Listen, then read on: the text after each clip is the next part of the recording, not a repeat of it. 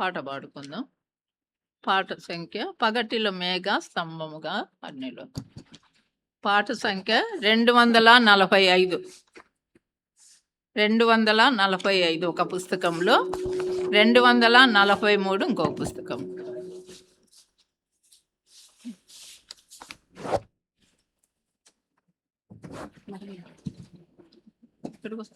పగటిలో మేఘ స్తంభముగా, రాత్రిలో అగ్ని స్తంభముగా.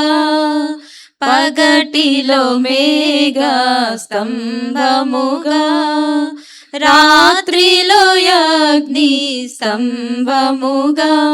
రక్షకుడౌగా నుండి, రక్షకుడౌగా నుండి ప్రభువా సుఖ శాంతితోగా చితివి, సుఖ శాంతితోగా చితివి. ధన్య ధన్య ధన్య ప్రభుకు తానే రక్షణ మనకొసగే, తానే రక్షణ మనకొసగే. నీ సన్నిధికి నడిపి, నీ సన్నిధికి నడిపి ప్రభువా రాత్రింబవళ్ళుగా చితివి, రాత్రింబవళ్ళుగా చితివి. వాక్యమన్నాతో పోషించి బండనిలను త్రాగించితివి, వాక్యమన్నాతో పోషించి బండనిలను త్రాగించితివి. ఆత్మాకు తృప్తినిచ్చి, ఆత్మాకు తృప్తినిచ్చి ప్రభువా శాంతిని నాకిచ్చితివి, శాంతిని నాకిచ్చితివి. ధన్య ధన్య ధన్య ప్రభుకు, ధన్య ధన్య ధన్య ప్రభుకు తానే రక్షణ మనకొసగే, తానే రక్షణ మనకొసగే. నీ సన్నిధికి నడిపి, నీ సన్నిధికి నడిపి ప్రభువా రాత్రింబవళ్ళుగా చితివి, రాత్రింబవళ్ళుగా చితివి. ఆత్మీయ సుందర హృదయములో, ఆత్మా ప్రాణ శరీరములో, ఆత్మీయ సుందర హృదయములో, ఆత్మా ప్రాణ శరీరములో. ఆత్మీయ జీవముసగి, ఆత్మీయ జీవముసగి ప్రభువా ఆత్మాను మేల్కొల్పితివి, ఆత్మాను మేల్కొల్పితివి. ధన్య ధన్య ధన్య ప్రభుకు, ధన్య ధన్య ధన్య ప్రభుకు తానే రక్షణ మనకొసగే, తానే రక్షణ మనకొసగే. నీ సన్నిధికి నడిపి, నీ సన్నిధికి నడిపి ప్రభువా రాత్రింబవళ్ళుగా చితివి, రాత్రింబవళ్ళుగా చితివి. కానానులోనికి తెచ్చితివి, పరిశుద్ధులతో చేర్చితివి, కానానులోనికి తెచ్చితివి, పరిశుద్ధులతో చేర్చితివి. ప్రణుతించెదాను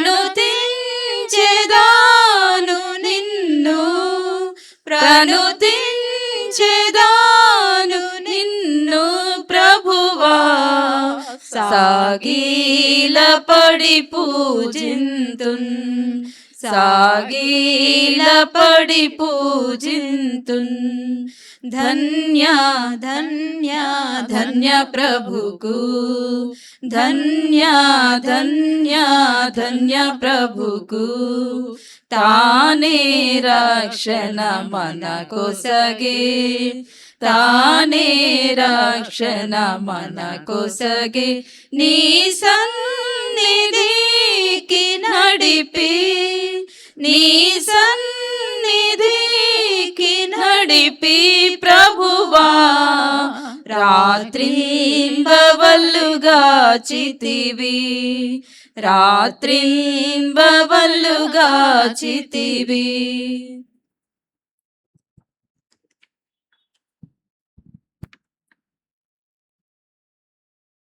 ఇది వస్తుందా? 378 నీవెన్నాళ్ళు 2 తలంపులు. ఇది కూడా చిన్న పాట. 378 ఇంకొక నంబరు 375.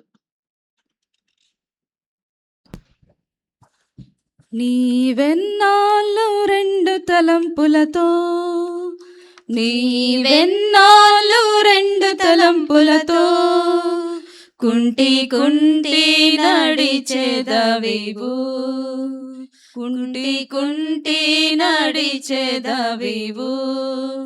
యెహోవాయే నీ దేవుడా, లేక వేరే దేవతలున్నారా? యెహోవాయే నీ దేవుడా, లేక వేరే దేవతలున్నారా? మనం తీర్మానించేదమిప్పుడే, మన నోట వంచన లేకుండా. మనం తీర్మానించేదమిప్పుడే, మన నోట వంచన లేకుండా. మరుగైన పాపములన్నిటిన్, మరుగైన పాపములన్నిటిన్ హృదయము నుండి తొలగించేదం. మరుగైన పాపములన్నిటిన్ హృదయము నుండి తొలగించేదం. నీవెన్నాళ్ళు 2 తలంపులతో, నీవెన్నాళ్ళు 2 తలంపులతో మారు మనసు పొందేదమిప్పుడే.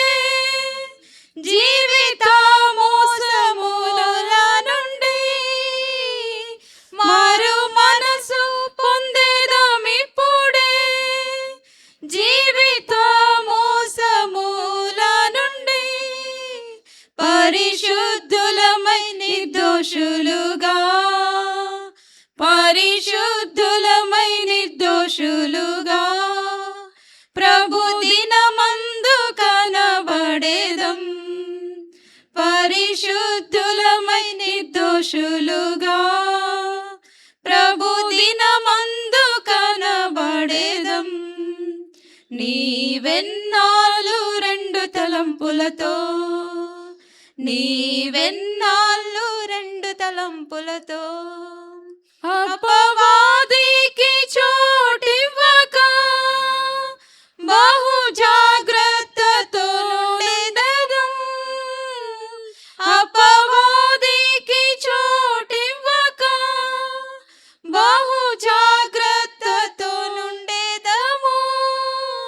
మనుషులను సంతోషపెట్టక, మనుషులను సంతోషపెట్టక దైవ చిత్తములో నిలచెదము. మనుషులను సంతోషపెట్టక దైవ చిత్తములో నిలచెదము.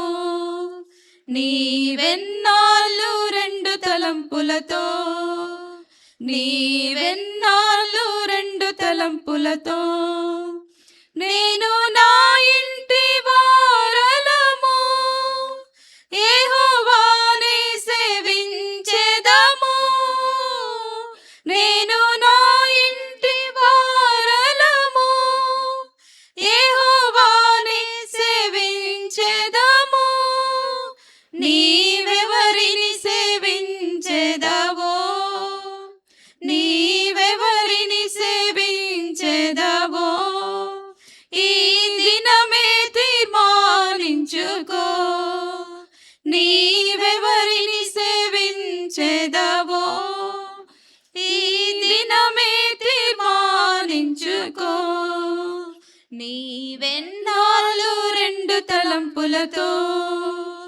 నీవెన్నాళ్ళు రెండు తలంపులతో పడిపోయిన నీ బలిపీఠమున్ సరిచేయుటకు నీవు సిద్ధమా పడిపోయిన నీ బలిపీఠమున్ సరిచేయుటకు నీవు సిద్ధమా ఇశ్రాయేలు దేవుని వేడినా ఇశ్రాయేలు దేవుని వేడినా అగ్ని మూలముగా బదులిచ్చును ఇశ్రాయేలు దేవుని వేడినా అగ్ని మూలముగా బదులిచ్చును నీవెన్నాళ్ళు రెండు తలంపులతో నీవెన్నాళ్ళు రెండు తలంపులతో ఇంతవరకు నిన్ను నడిపినా ఎబినేజరైన నీ దేవుని ఇంతవరకు నిన్ను నడిపినా ఎబినేజరైన నీ దేవుని నీవు మరచి జీవించినచో నీవు మరచి జీవించినచో నీకు నెమ్మదియే ఉండదు నీవు మరచి జీవించినచో నీకు నెమ్మదియే ఉండదు నీవెన్నాళ్ళు రెండు తలంపులతో నీవెన్నాళ్ళు రెండు తలంపులతో ద్వంద్వ జీవిత మార్గములు ఎరుగుదువా స్థిరములని ద్వంద్వ జీవిత మార్గములు ఎరుగుదువా స్థిరములని పూర్ణ మనసుతో ప్రభును వెదకినా పూర్ణ మనసుతో ప్రభున్ వెదకినా పూర్ణ మహిమాతో నిండెదవు పూర్ణ మనసుతో ప్రభున్ వెదకినా పూర్ణ మహిమాతో నిండెదవు నీవెన్నాళ్ళు రెండు తలంపులతో నీవెన్నాళ్ళు రెండు తలంపులతో కుంటి కుంటి నడిచెదవివు కుంటి కుంటి నడిచెదవివు యెహోవాయే నీ దేవుడా లేక వేరే దేవతలున్నారా యెహోవాయే నీ దేవుడా లేక వేరే దేవతలున్నారా నీవెన్నాళ్ళు రెండు తలంపులతో నీవెన్నాళ్ళు రెండు తలంపులతో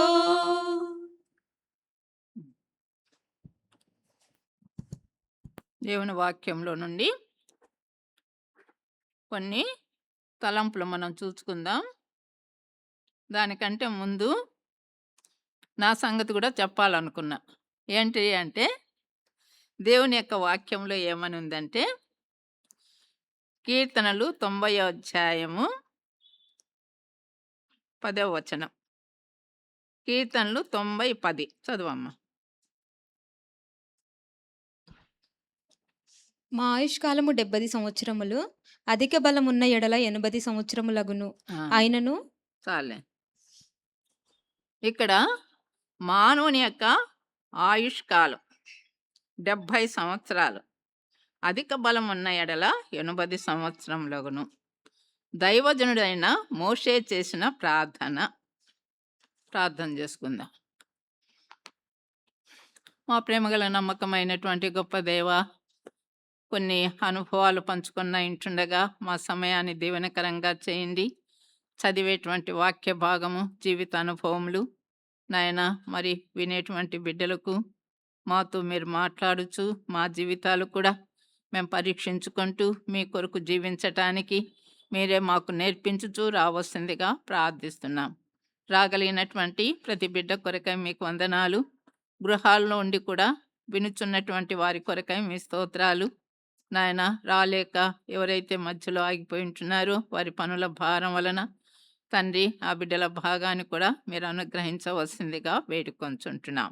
ఆ విధంగా మాకు అవసరమైనటువంటి కొన్ని తలంపులు మాకు అనుగ్రహించి మీ యొక్క వాక్య వెలుగులో మా జీవితాలు కూడా పరీక్షించుకొని మేము నడవలసినటువంటి మార్గంలో నడుచుటకు గాను, మేము చేయవలసినటువంటి పనులు నాయన ఏదైతే మాకు అప్పగించి ఉంటున్నారో నాయన, మీ మహిమ కొరకు మేము జీవించుటకు గాను, నడవలసినటువంటి మార్గంలో నడుచుకున్నటకు గాను, మీ రాజ్యము చేరునంత వరకు ఈ యొక్క లోకంలో మీ సాక్షార్థమై జీవించుటకు గాను మా ఒక్కొక్కరికి మీరు సహాయం చేయండి.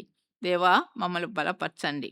రక్షించినావు నాయన. ఎంత గొప్ప తండ్రి బహుమానమును, రక్షణను మాకు మీరు బహుమానంగా ఇచ్చి తండ్రి రక్షించి మీ కొరకు నిలబెట్టుకున్నందుకు కొరకై మీ స్తోత్రాలు.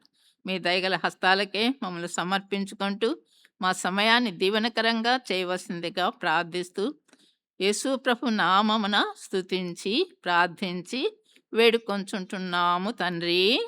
ఆమేన్. నేను ఎందుకు ఈ భాగం తీసుకున్నానంటే, దేవుని యొక్క వాక్యంలో ఏమని రాయబడింది? ఆయుష్ కాలం, మనుషుని యొక్క ఆయుష్ కాలము 70 సంవత్సరాలు అన్నాడు. 70 ఎప్పుడు? మోషే రాసినప్పుడే, అనేక సంవత్సరాల క్రిందట బైబిల్ రాయబడినప్పుడే 70 సంవత్సరాలని రాయబడింది.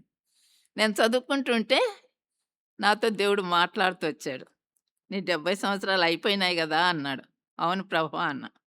మళ్ళీ ఏమనింది? అధిక బలం ఉంటే, అధిక బలం ఉన్న ఎడల 80 సంవత్సరాలు అన్నాడు.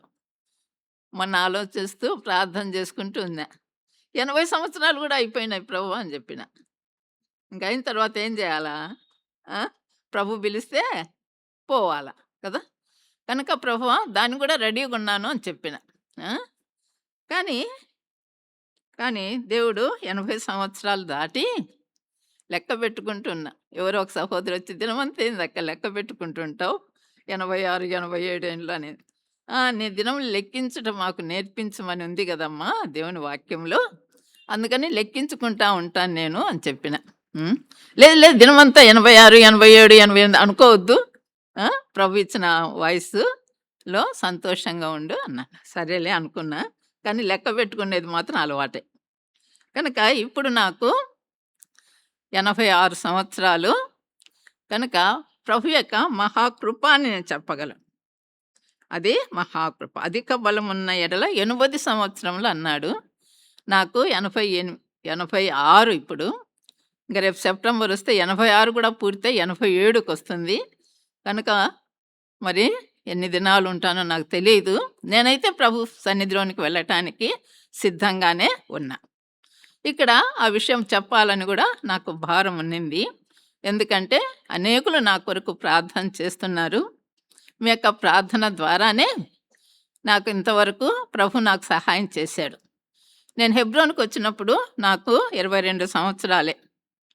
చిన్న వయసులోనే ప్రభు తన సేవ కొరకై నన్ను పిలిచినాడు. నా సాక్ష్యం ఇప్పుడు చెప్పను, ఎందుకంటే ఇంతకుముందే నేను నా సాక్ష్యం చెప్పినాను కొన్ని వారాల క్రిందట. కానీ వట్టి తలంపు మాత్రమే చెప్తున్నా. కనుక 65 సంవత్సరాలు సేవా జీవితంలో ప్రభు యొక్క నమ్మకత్వాన్ని నేను రుచి చూడగలిగాను. ఒక పాటుంది గదా! రుచి చూచి తెలుసుకొనిడి అని. రుచి చూచి తెలుసుకొనిడి. కనుక మనము ఒక కూర జేసినప్పుడు మన సహోదరులందరికీ తెలుసు కదా! రుచి జూస్తాం. ఆఖరికి కూరంతా అయిపోయిన తర్వాత రుచి చూడకుండా కూర ఎవరు జేయరనుకుంటా. చేస్తారేమో అక్కోళ్ళు నాకు తెలీదు. ఆ! కనుక ఆఖరికొచ్చేటప్పుడు ఉప్పు తక్కువుందా? ఎక్కువుందా? కారం ఎక్కువుందా? తక్కువుందా? అని రుచి చూచి రుచికరంగా వంటలు చేస్తా. అట్లే నా జీవితం కూడా రుచి చూచి తెలుసుకో అన్నట్లు అప్పుడప్పుడు నేను పరీక్షించుకుంటూ ఉంటా. ప్రభువా! మరి ఎంతవరకు నీ యొక్క సేవలో నేను నమ్మకంగా ఉన్నాను? మరి నీ సేవ నేను ఎంతవరకు చేశాను? మరి నీకు సంతోషం నేను కలిగించానా? లేక నా జీవితాన్ని గడుపుకోవటానికి ఇక్కడ ఉన్నానా? అని ఆలోచించుకుంటూ వచ్చేదాన్ని. అయితే ప్రభు నాకు చాలా సంగతులు నేర్పిస్తూ వచ్చాడు. దేవునింటికి రావటము అనేదే గొప్ప ధన్యత కదా! ఆరంభ దినాల్లో మరి హెబ్రోను పెండాలు మరి ఏలీం నుండి హెబ్రోనుకొచ్చినప్పుడు ఒక వర్తమానము బ్రదర్ బక్సింగ్ ద్వారా ఇవ్వబడింది. మరి బ్రదర్ బక్సింగ్ గారిచ్చిన వర్తమానము ఆ దినాల్లో ఒక మ్యాగజైన్‌లో పబ్లిష్ చేశాడు. ఆ వాక్యం ద్వారానే ప్రభు నాతో మాట్లాడాడు. ఫస్ట్ క్రానికల్స్ 29:5లో ఇంతకుముందే చెప్పానులెండి. హృదయపూర్వకంగా ఇచ్చువారు మీలో ఎవరైనా ఉన్నారా? అనేటువంటి మరి ముఖ్యమైనటువంటి తలంపు మీద ఒక వర్తమానం ఇచ్చారు. ఆనాడు మరి ఈ యొక్క మందిరం కట్టటానికి దైవజనుడైనటువంటి మరి బక్సింగ్ అన్న ద్వారా ఆ వర్తమానం ద్వారా ఎంత మరి బహుమానాలు, గిఫ్ట్స్ పంపించారంటే ఇంకా చాలు, మాకు చాలింకా మీరిచ్చినటువంటివి అనేటువంటి విధానంలోనికి ప్రభు అనేకులను వాడుకున్నారు. ఆ విధంగా మరి ఏలీం నుండి హెబ్రోన్‌కొచ్చాము. హెబ్రోన్ డెడికేషన్‌కే దేవుడు నాతో మాట్లాడాడు. అందరూ అన్నీ పంపించారుగా నీ సంగతేంటి అన్నాడు. నా సంగతేంది నేనప్పుడే నాకు టీచర్స్ ట్రైనింగ్ అయిపోయింది. అప్పుడే ప్రైవేట్ అంటే గవర్నమెంట్ జాబ్ గూడా దొరకలేదు. కానీ ప్రైవేట్‌లో ఎక్కడో పని చేస్తున్నా. ప్రైవేట్‌లో ఈ దినాల్లో ఇంతిస్తున్నారు. ఆ దినాల్లో ఇంకా తక్కువ జీతాలు. ఇంత కొంచెమా ప్రభు నీ ఇంటికి పంపించేది? సమృద్ధిగా పంపించినారు. ఆ దినాల్లో బంగారు పనికి బంగారు ఇచ్చినారంట. వెండి పనికి వెండి ఇచ్చారంట. ఇత్తడి పనికి ఇత్తడు ప్రశస్తమైన రాళ్ళిచ్చారంట. ఇదేంది ఇంత కొంచెం నేనివ్వను ప్రభు అన్నా. ఏమిస్తావు అని. ప్రతిరోజు 3 నెలలు ఆ ప్రశ్న నన్ను వెంటాడేది. 3 నెలలు. నా మందిరం కట్టబడుతుంది. నా మందిర పరిచర్య కొరకు, లేక నా మందిరం కట్టడం కొరకు మరి అనేకులు అన్నీ ఇచ్చినారని నువ్వు చదువుతున్నావు కదా! ఆనాడు సొలొమోను మందిరం కడుతుంటే సమృద్ధిగా ఇచ్చారు. ఈనాడు కూడా బక్సింగ్ అన్న రాశాడు. మాకు సమృద్ధిగా ఇచ్చాడు. ఈ వాక్య ప్రకారంగా దేవుడు మనల్ని ప్రేరేపించినాడు కనుక ఈ యొక్క వర్తమానము ఇవ్వబడిందన్నాడు. కనుక నాతో ఏం మాట్లాడాడంటే, అందరూ అన్నీ ఇచ్చారు. నా దగ్గర ఇవ్వటానికి చాలా కొద్దిగానే ఉంది. కానీ ఒక విషయం దేవుడు నాతో మాట్లాడాడని మీకు చెప్పాను కదా! దేవుడేమన్నాడంటే దావీదేమన్నాడంటే, నేనన్నీ ఇచ్చాను. మందిరం కొరకు సిద్ధపరిచినాను. కానీ మందిరం కట్టేటువంటి పని కొరకు నా కుమారుని దేవుడు ఏర్పాటు చేసుకున్నాడు. నా కుమారుడు బాలుడైనటువంటి నా కుమారుని దేవుడు ఏర్పాటు చేసుకున్నాడు. మందిరం కట్టేటువంటి పని కొరకని ప్రభు నాతో మాట్లాడాడు. కనుక అన్నీ ఇవ్వబడ్డాయి. కానీ ఆ మందిరం కట్టటానికి ఒకరు అవసరము. నీవు కూడా నా ఆత్మీయ మందిరంగా కట్టబడేటువంటి ఈ పరిచర్యలో, ఈ పనిలో నువ్వు నాకు అవసరము అని ప్రభు నాకు ఆ వెలుగిచ్చారు. కనుక బాలుడైన నా కుమారుడు ఇంకా బాలుడై ఉండగా అని ఉంటుంది అక్కడ. ఫస్ట్ క్రానికల్స్ 29 ఫస్ట్‌లో. కనుక నువ్వు ఇంకేమి సాకులు చెప్పకుండా ఆత్మీయ మందిరంగా కట్టబడుచున్నటువంటి పరిచర్యలో నీ భాగాన్ని నువ్వు తీసుకోవాలా అని ప్రభు నాతో మాట్లాడుతూ వచ్చారు. దాని కొరకు మరి ప్రభువుకు ఆ వాక్యానుసారంగా విధేయత చూపించటానికి నాకు చాలా కష్టమైంది. చాలా పోరాటమైంది. కొన్ని నెలలు నేను దాదాపు ఆ వర్తమానము 9th మంత్ 24న ఇక్కడ ఫౌండేషన్ వేసినారు. ఆ సందర్భంగా ఇవ్వబడి 3 నెలల పైగా ఆ ప్రశ్న నన్ను వెంటాడుతూ వచ్చినప్పుడు నేను డిసెంబర్‌లో నా జీవితాన్ని ప్రభువుకు సంపూర్ణంగా సమర్పించుకున్నాను. ప్రభువా, ఏదన్నా ఎట్లన్నా ఉండని, మరి నువ్వు పిలిచినావు గనక నేను పోతాను. నీ యొక్క మందిర పనిలో నా భాగాన్ని నెరవేరుస్తాను. మరి సజీవరాళ్ళగా అనేక రాళ్ళు ఆత్మీయ మందిరం కట్టబడడానికి అవసరం కదా! ఒక్క సజీవమైన రాయైనా తెస్తే ఆ మందిర పనిలో నా పని కూడా నేను చేసినట్లు ఉంటుంది కదా ప్రభువా! అన్నట్లు ప్రభు నాకు ప్రేరేపణిచ్చాడు. ఆ విధంగా దేవుని యొక్క సేవకు సమర్పించుకొని రావటానికి ప్రభు నాకు సహాయం చేశాడు. ఈ యొక్క 65 సంవత్సరాలు సేవా జీవితంలో ప్రభు నేర్పించినటువంటి పాఠాలు చాలా గొప్పవి. మరి అంతేగాకుండా అన్ని అన్ని పరిస్థితుల్లో కూడా చెప్పాలంటే ప్రభువు చాలినటువంటి ప్రభువుడుగా ఉన్నాడు. ఆయన నమ్మకమైనటువంటి దేవుడు, చాలినటువంటి దేవుడు. మన సమస్యలు, మన కష్టాలు, మన అక్కర్లన్నీ కూడా తీర్చటానికి ప్రభువు సామర్థ్యం కలిగినటువంటి దేవుడు. కనుక ఇక్కడ ఏముందంటే నాకిప్పుడు 86, 87 వస్తుంది. అధిక బలం ఉన్న ఎడల అన్నాడు. అధిక బలం, నా ఆయుష్కాలము 70 సంవత్సరములు, అధిక బలం ఉన్న ఎడల 80 సంవత్సరములు. మరి అయినా కూడా దేవుడు కృప చూపిస్తున్నాడు, సహాయపడుతున్నాడు.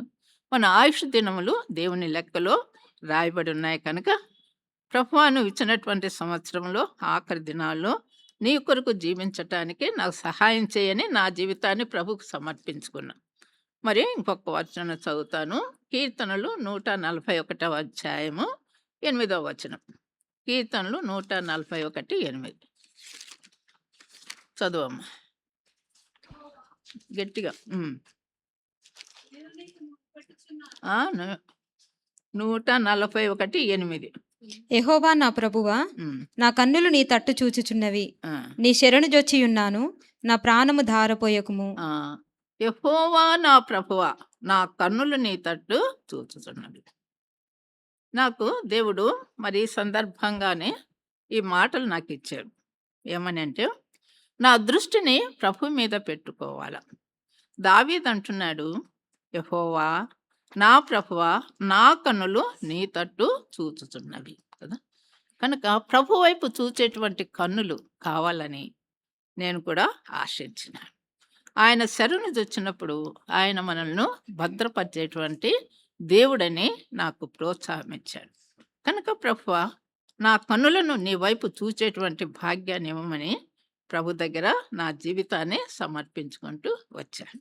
మనము ఈ దినమున మరి మరి ఒక వాక్య భాగాన్ని చూసుకుందాం. నిర్గమాకాండము ఈ దినము కొరకు నిర్గమాకాండము 12వ అధ్యాయం 51వ వచనం నుండి 13వ అధ్యాయము 3వ వచనం వరకు అందరం కలిసి గట్టిగా చదువుకుందాం. నిర్గమాకాండం 12వ అధ్యాయము 51వ వచనం నుండి 13వ అధ్యాయం 3వ వచనం వరకు అందరం కలిసి చదువుకుందాం. యెహోవా ఇశ్రాయేలును వారి వారి సమూహముల చొప్పున ఆనాడే ఐగుప్తు దేశం నుండి వెలుపలికి రప్పించెను. మరియు యెహోవా మోషేతో ఇలాగ సెలవిచ్చెను, ఇశ్రాయేలీయులలో మనుషుల యొక్కయు పశువుల యొక్కయు ప్రథమ సంతతి అనగా ప్రతి తొలిచూరి పిల్లను నాకు ప్రతిష్ఠించు, అది నాదని చెప్పెను. మోషే ప్రజలతో ఇట్లనెను, మీరు దాసగృహమైన ఐగుప్తు నుండి బయలుదేరి వచ్చిన దినమును జ్ఞాపకం చేసుకును. యెహోవా తన బాహుబలం చేత దానిలో నుండి మిమ్మల్ని బయటికి రప్పించెను. పులిసిన దేదియు తినవద్దు. ఇంకొక మాట కూడా ఈ యొక్క అధ్యాయంలో చదువుకుందాం. 18వ వచనం అందరం కలిసి చదువుకుందాం. 18వ వచనం. అయితే దేవుడు ప్రజలను చుట్టూ దారియగు ఎర్ర సముద్రపు అరణ్య మార్గమున నడిపించెను. ఇశ్రాయేలీలు యుద్ధ సన్నద్ధులై ఐగుప్తులో నుండి వచ్చిరి. ప్రభు ఈ వాక్యమును దీవించునుగాక. ఈ యొక్క మాటలు దేవుడు నాకు జ్ఞాపకం చేస్తూ వచ్చారు. మరి దేవుని ప్రజలైనటువంటి వారు ఐగుప్తు దేశం నుండి విడిపించబడిన తరువాత కనాను దేశపు యొక్క ప్రయాణంలో ఉన్నటువంటి ప్రజల విషయమై ఇక్కడ మనము చదువుతున్నాం. ఐగుప్తు దేశంలో నుండి ఎట్లా విడిపించబడ్డాడో మనకు తెలుసు కదా. దేవుని ప్రజలు మూలిగినారంట. మూలిగితే దేవుడు ఆ మూలుగు విని ఏం చేశాడంటమ్మా, వారి కొరకు మరి ఒకరిని పంపించినారని మాకు తెలుసు. మరి వారిని విడిపించిన విధానం కూడా మనకు తెలుసు. కనుక ఐగుప్తు అనేది మనకేం చూపిస్తుందంటే ఈ యొక్క లోకానికి సాదృశ్యంగా ఉంది. ఆనాడు ఐగుప్తులో దాసత్వంలో ఉన్నటువంటి ఇశ్రాయేలు ప్రజల జీవితం వలె మనం కూడా ఈ యొక్క లోకంలో మనము అనేక రకాలైనటువంటి దాసత్వపు జీవితంలో ఉంటున్నాం. ఎవరికి దాసులంగా ఉన్నామంటే ఆనాడు ఎవరికి దాసులుగా ఉన్నారంటమ్మా? ఫరోకు దాసులుగా ఉన్నారు. ఈనాడు ఫరో లాంటి కంటే భయంకరుడైన సైతానుకు దాసులంగా ఉన్నటువంటి మనులను దేవుడు ఏం చేశాడు? ఆనాడు గొర్రెపిల్ల రక్తం ద్వారా విమోచించినట్లే, విడిపించినట్లే ఈనాడు కూడా మనల్ని కూడా సైతాను యొక్క ఆ యొక్క భయంకరమైన ఉరి నుండి, దాసత్వం నుండి, పాపం నుండి మనల్ని విడిపించటానికి ప్రభు తన స్వరక్తమును ఆయన కార్చినట్లుగా మనకు తెలుసు. ఆయన రక్తం ద్వారానే పాపికి విమోచన, పాపికి క్షమాపణ, పాపికి పరలోక రాజ్యము అనుగ్రహించినట్లుగా మనం చూడగలం. కనుక పాపిని పరిశుద్ధినిగా చేయగలిగింది యేసుక్రీస్తు ప్రభు యొక్క రక్తమే. కనుక ఇక్కడ 51వ వచనంలో ఏముందంటే, ఆనాడే ఐగుప్తు దేశం నుండి వెలుపలికి వచ్చారు. ఆనాడే, ఏనాడైతే మరి ఆ యొక్క గొర్రెపిల్ల రక్తాన్ని ద్వారబంధముల మీద పూసుకున్నారో, మరణ దూట దాటిపోయిందో, ఆనాడే ఆ రాత్రే వారు అక్కడి నుండి బయటకు వచ్చారు. మనం కూడా ఎప్పుడైతే యేసుక్రీస్తు ప్రభువును మరి మనం తెలుసుకొని, యేసయ్యా నేను పాపిని యేసయ్యా, కలువలో కాచినావే, ఆ రక్తంతో నన్ను కడిగి యేసయ్యా, నన్ను నీ బిడ్డగా చేసుకో యేసయ్యా, నా పేరు నీ జీవగ్రంథంలో రాసుకో యేసయ్యా అని ఎప్పుడైతే ఏ హృదయము, ఏ పశ్చాత్తాప హృదయముతో ఒప్పుదలతో కూడిన ప్రార్థన మనం చేశామో, ఆనాడే యేసు ప్రభు తన రక్తంతో మనల్ని కడిగినాడు. అదే మన క్రైస్తవ నిరీక్షణ కదమ్మా. రక్షించబడినాము అంటే మరి ఏదోలే క్రైస్తవ కుటుంబంలో పుట్టినాము, చర్చికి పోతానా, అందుకని రక్షించబడినా కొంతమంది చెప్తూ అంటారు. ఎందుకంటే తెలుసు కదా, నామకార్థ జీవితంలో అంతా కూడా అట్టనే చర్చికి పోతారు, సినిమాలకు పోతారు కదా. అది కాదు రక్షణ. మన స్వంత ప్రతి ఒక్కరి హృదయంలో కూడా మరి పాపం గురించినటువంటి ఒప్పుదల, పాప క్షమాపణ అనుభవం, ప్రభు యొక్క రక్తం చేత కనబడినటువంటి జీవితం మరి ఉన్నప్పుడే, ప్రభువును హృదయంలో చేర్చుకున్నప్పుడే ఆ యొక్క చీకటి, పాపపు చీకటి లేక ఆ దుష్టుడు మన హృదయంలో నుండి పోయినప్పుడే, ఎప్పుడైతే ఆ వెలుగు వస్తుందో, ఎప్పుడైతే ప్రభు యొక్క ఆత్మతో మనల్ని దర్శిస్తాడో, మనం నింపుకుంటామో, అప్పుడు మనకు రక్షణ అనేది కలుగుతుంది. ఆనాటి నుండి మన యొక్క జీవితము ఐగుప్తు దాసత్వంలో లేక సైతాన్ యొక్క చేతుల్లో లేకుండా పరలోక రాజ్యం వైపుగా మన యొక్క నడక అనేది ఆరంభించిన అదే క్రైస్తవ జీవితము, విశ్వాస యొక్క జీవితము, అదే మరి రక్షణ జీవితం. కనుక ఈ యొక్క వెలుగు మనకు ఇక్కడ హెబ్రోన్లో బ్రదర్ భక్సింగ్ గారి ద్వారా ఈ యొక్క రక్షణ సువార్త అనేది ఈ యొక్క హైదరాబాదులో జరిగించబడినటువంటి గొప్ప పరిచర్య. ఈ యొక్క హైదరాబాద్లో బ్రదర్ భక్సింగ్ గారు రాక మునుపు ఉన్నటువంటి పరిస్థితి చాలా ఘోరమైంది. మరి చీకటి ప్రదేశంగా ఉన్నింది. కానీ దేవుడు తన దాసుని ఇక్కడ తీసుకొని వచ్చి రక్షణ సువార్త ద్వారా మరి వెలిగించి అనేకులను రక్షణలోనికి తీసుకొని వచ్చి సంఘ స్థాపకుడిగా ఇక్కడ పెట్టి మన ఈనాడు మరి యొక్క స్థలం అనేక ఆత్మలకు అనేక కాన్వకేషన్స్ జరిగినాయి, యూత్ క్యాంప్స్ జరిగినాయి, బీబీఎస్ జరిగినాయి, ఎంతో గొప్ప పరిచర్య జరగటానికి కారణమైంది. కనుక అటువంటి స్థలంలో మనము జీవిస్తున్నామంటే ధన్యకరమైన ప్రజలమని మనం చెప్పుకోవటానికి ఏమీ తక్కువ కాదు కదమ్మా. కనుక మనము మన నుండి ప్రభు కోరేది ఏంటంటే, నాతో దేవుడి దినాల్లో ఒక మాట మాట్లాడుతూ వచ్చాడు. ఏంటంటే కీర్తనలు 45వ అధ్యాయము, కీర్తనలు 45వ అధ్యాయము 16వ వచనం. నీ పితరులకు ప్రతిగా నీకు కుమారులుందురు, ఉమ్. భూమి అందంతటా నీవు వారిని అధికారులనుగా నియమించెదవు. నీ పితరులకు ప్రతిగా నీకు కుమారులుందురు అని మాట్లాడు. ఈ సంవత్సరంలో నేను ఇంతకుముందు కూడా చెప్పి ఉంటాను,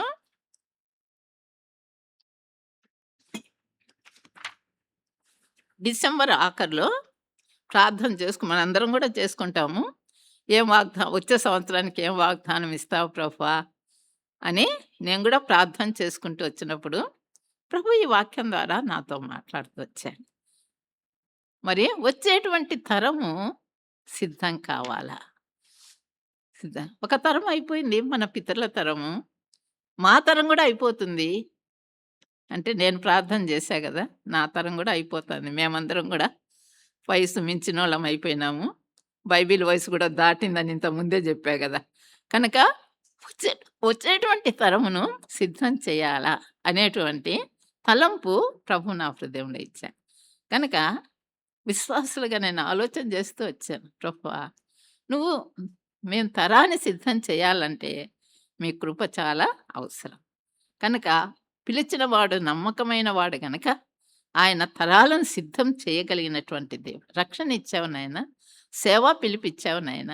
మీ యొక్క సేవ గత మరి 1950 సంవత్సరంలో ఆరంభించబడినటువంటి సేవ మరి ఈనాటి వరకు కూడా అది కొనసాగుతుంది. ఇంకా ముందుకు కూడా కొనసాగాల. మా పితరులు మీ దగ్గరకు వచ్చారు, రెండవ జనరేషన్ కూడా మీ దగ్గరకు వస్తున్నారు.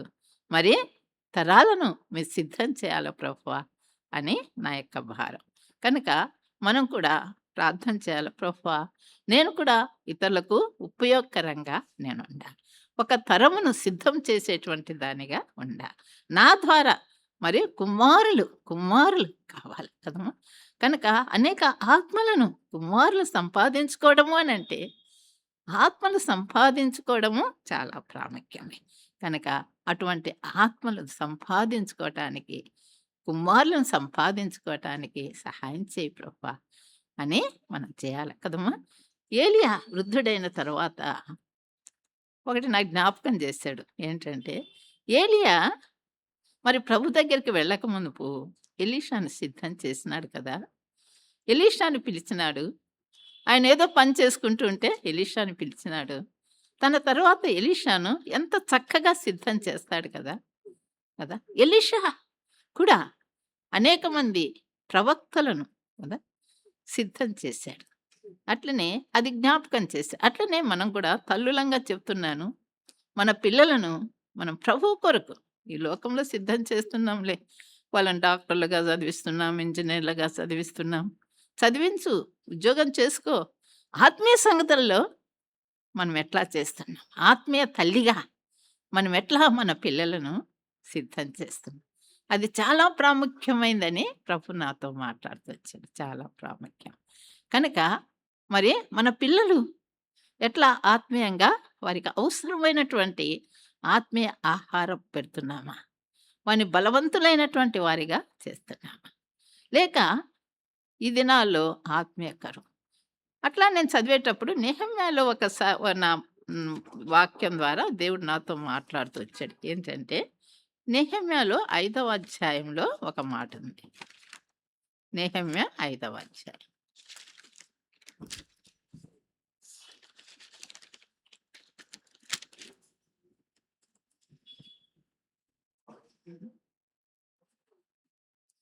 రెండో వచనం, మూడో వచనం గట్టి చదువమ్మా.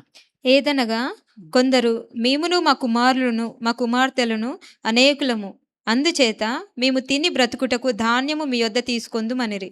మరికొందరు క్షామమున్నందున మా భూములను ద్రాక్ష తోటలను మా ఇండ్లను కుదవబెట్టితిమి గనుక మీ యొద్ద ధాన్యము తీసుకొందుమనిరి. చాలు. 5వ వచనం చదువమ్మా. మా ప్రాణము మా సహోదరుల ప్రాణం వంటిది కాదా? మా పిల్లలు వారి పిల్లలను పోలిన వారు కారా? మా కుమారులను మా కుమార్తెలను దాసులుగా అప్పగింపవలసి వచ్చెను. ఇప్పటికి మా కుమార్తెలలో కొందరు దాసత్వంలోనున్నారు. మా భూములను మా ద్రాక్ష తోటలను. ఇక్కడ భార్యలు లేక స్త్రీలు కదమ్మా, వీళ్ళ యొక్క హృదయంలో ఉన్నటువంటి భారము దేవుడు నాతో మాట్లాడుతూ వచ్చాడు. ఎంత భారం ఉంది కదా. క్షామం వచ్చింది. మరి మా కుమారులు మా కుమార్తెలు బ్రతకాలి కదా. వారికి ధాన్యం కావాల కదా, ఆహారం కావాల కదా. అది లేక ఏమైపోయినారంటమ్మా, దాసులైపోయినారు. దాసత్వం అమ్ముకున్నారంట కదా. అది ఆలోచిస్తూ నేను ఒకరోజు పడుకుంటే ఆ రాత్రి నాకు నిద్ర పట్టలే. దాసులు దాసత్వంలోనికి వచ్చారంట. అంటే ఎంత కష్టమైనటువంటి నెహెమ్యా దినాల్లో అంటే పడిపోయిన మందిరము కట్టబడుచున్నటువంటి దినాల్లో ఎంత కష్టమైనటువంటి పరిస్థితిలో దేవుని బిడ్డలనేటువంటి వారు వెళ్ళారు కదా! అట్లనే ఉంది. ఈ దినాల్లో కూడా దేవుని కార్యాలు జరుగుతున్నాయి. ఆత్మీయ మందిరంగా ఇక్కడైతే రాళ్లతో కట్టబడిన మందిరము, ఈనాడు ఆత్మీయ మందిరంగా సజీవరాళ్లతో కట్టబడుతున్నటువంటి మందిరం యొక్క పనులు, మన యొక్క పిల్లలను మనము ఎట్లా పెంచుకుంటున్నాం? ఎట్లా మనం పెంచుకుంటున్నాం కదమ్మా! మరి అనేక రకాలైనటువంటి క్షామం. ఆమోసులు అంటాడు కదా! అన్నపానములు లేకపోవటం వలన కలుగునటువంటి క్షామం కాదు కానీ, యెహోవా మాట వినకపోవటం వలన అన్నాడు. అవునమ్మా? చదువు. ఆమోసు 8:11 ఏదో. రాబోవు దినములందు ఆ! దేశంలో నేను క్షామం పుట్టింతును. అది అన్నపానములు లేకపోవుట చేత కలుగు క్షామము కాక, యెహోవా మాటను వినకపోవుట వలన చాలు. కలుగు యెహోవా మాట వినకపోవుట కదా! నాకొక దొరకకపోవుట అనుకుంటా ఉండేది. అంటే ఆ వాక్యం దొరకదేమో ఒక దినాలొస్తే అనుకుంటా. మొన్నెందుకో చదువుతుంటే ఇంకొక తలంపు వచ్చింది. వినకపోవటం వలన క్షామం అంట. కదా! దొరుకుతుంది. వాక్యం దొరుకుతా ఉంది. కానీ ఏం చేయటం లేదంటమ్మా? వినకపోవటం లేదు కదా! వింటున్నాము. ఇంకో తలంపు గూడా. ఇంకోటేంది? విధేయత చూపించడం లేదు కదా! వినకపోవటం లేదు, విధేయత. నాకు అంతకుముందేమంటే దొరకదేమో సువార్త ఇప్పుడు గూడా ప్రకటించటానికి, పోవటానికి వీలు లేకుండా గవర్నమెంట్ ఎన్నో ద్వారాలు మూసేశారు గదా! ఎన్నో చోట్ల. మనకు గూడా ఇంతకుముందు చక్కగా ఎవ్రీ సండే ఓపెన్ ఎయిర్ ఉండే. సెకండ్ సాటర్‌డే ఆ! మరి చర్చ్ కృష్ణన నుండి ఎన్నో ఉన్నాయి. మా బ్రదర్స్ గూడా సైకిల్ టీమ్స్ అని మరి సువార్త ఎంతెంతో దూరమో వెళ్ళేవాళ్ళు. ఇప్పుడు పోతున్నారు కానీ చాలా కొద్ది మంది. ఎందుకంటే చాలా వరకు ద్వారాలు మూసివేయబడినటువంటి పరిస్థితులు ఉన్నాయి. కానీ ఇక్కడ దొరకకపోవటం గాదు, వినకపోవటం అంట. దొరుకుతుందంట గాని వినటం లేదంట. చాలా భయంకరం. మనం ఎంతవరకు వింటున్నాం ప్రభువా? అటువంటి క్షామములో ఉన్నటువంటి పిల్లల విషయమై ఈ స్త్రీలు చింతపడతా ఉన్నారు కదా!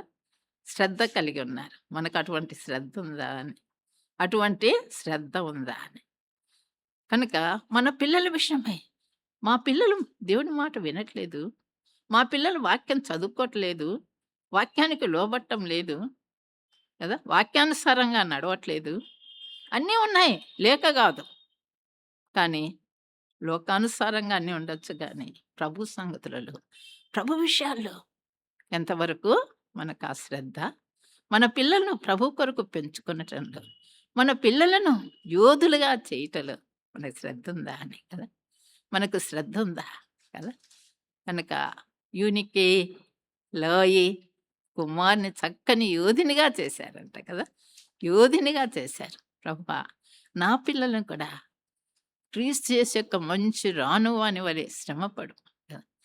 పౌలు రాస్తాడు, వాక్ సుఖం అనుభవించని రాసినాడా?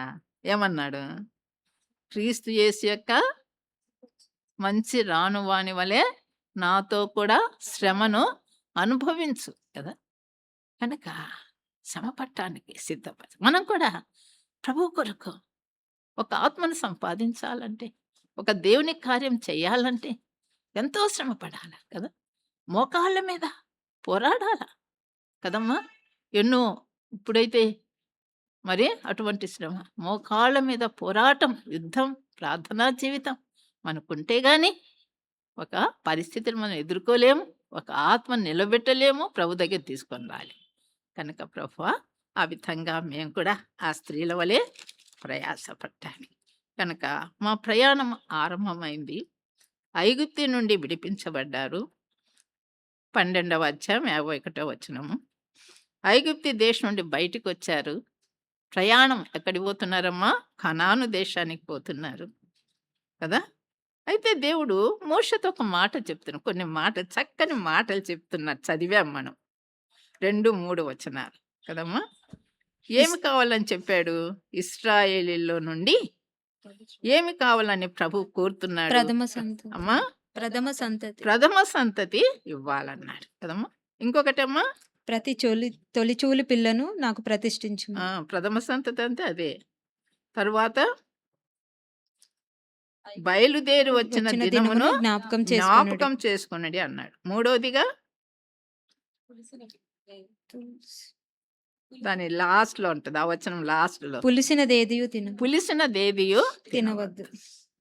ప్రయాణంలో వారు అనుసరించవలసినటువంటి విధానాన్ని చెప్తున్నాడు. ఏమంటున్నాడు? ఒకటి మా వాళ్ళు ఏం సమర్పించుకోవాలంటమ్మా? ప్రథమ సంతతి. రెండవదిగా బయలుదేరి వచ్చిన దినాన్ని జ్ఞాపకం చేసుకోవాలా. మూడవదిగా పులిసినదేదియో తినవద్దు. కనుక ప్రథమ సంతతి అంటే ఫస్ట్ బోర్న్ అనొచ్చు, మొదట పుట్టినవాడు. లేక మన జీవితంలో ఫస్ట్ ప్లేస్ రక్షించబడినటువంటి వారి యొక్క హృదయంలో నుండి, జీవితంలో నుండి, కుటుంబంలో నుండి ప్రభు కోరేది ఏంటంటే మొదటి స్థానం ప్రభుకి ఇవ్వాలా. మొదటి స్థానము ప్రభుకి ఇవ్వాలా కదా. మనం ఇస్తున్నామా? అది మనము పరీక్షించుకుందాం ఈరోజు. మొదటి స్థానము మనల్ని జ్యేష్ఠుల సంఘంలో చేర్చారు కనుక మనం అందరం కూడా ఎవరికి సంబంధించినటువంటి వారము? ప్రతి జ్యేష్ఠుడు చదువు మా మాట. హెబ్రీయులకు రాసిన పత్రిక 12:23.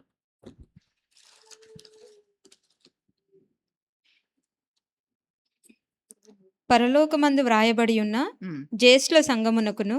చాలే, జ్యేష్ఠుల సంఘము. జ్యేష్ఠులు అంటే ఫస్ట్ బోర్న్ కనుక మనందరం కూడా రక్షించబడిన ప్రతి బిడ్డ కూడా ఫస్ట్ బోర్న్ని, జ్యేష్ఠులే. కనుక ఎవరికి సంబంధించినటువంటి వారం? మనము ప్రభువుకు సంబంధించినటువంటి వారు, ప్రథమ సంతానం కదమ్మా. కనుక ప్రభు బిడ్డలంగా మనము, ప్రభు బిడ్డలంగా ప్రభు కొరకు మనము జీవించాలి. ఎట్లా జీవించాలంటమ్మా? అన్నిటిలో దేవునికి మొదటి స్థానం ఇవ్వాలి. దేంట్లో ఇవ్వాలంటాడు? కొన్ని చూసుకుందామా, కొన్ని తలంపులు. లూకాసు వార్త 10:27లో, లూకాసు వార్త 10:27లో దేనిలో మనం ప్రభువుకు మొదటి స్థానం ఇవ్వాలి? చదువమ్మా.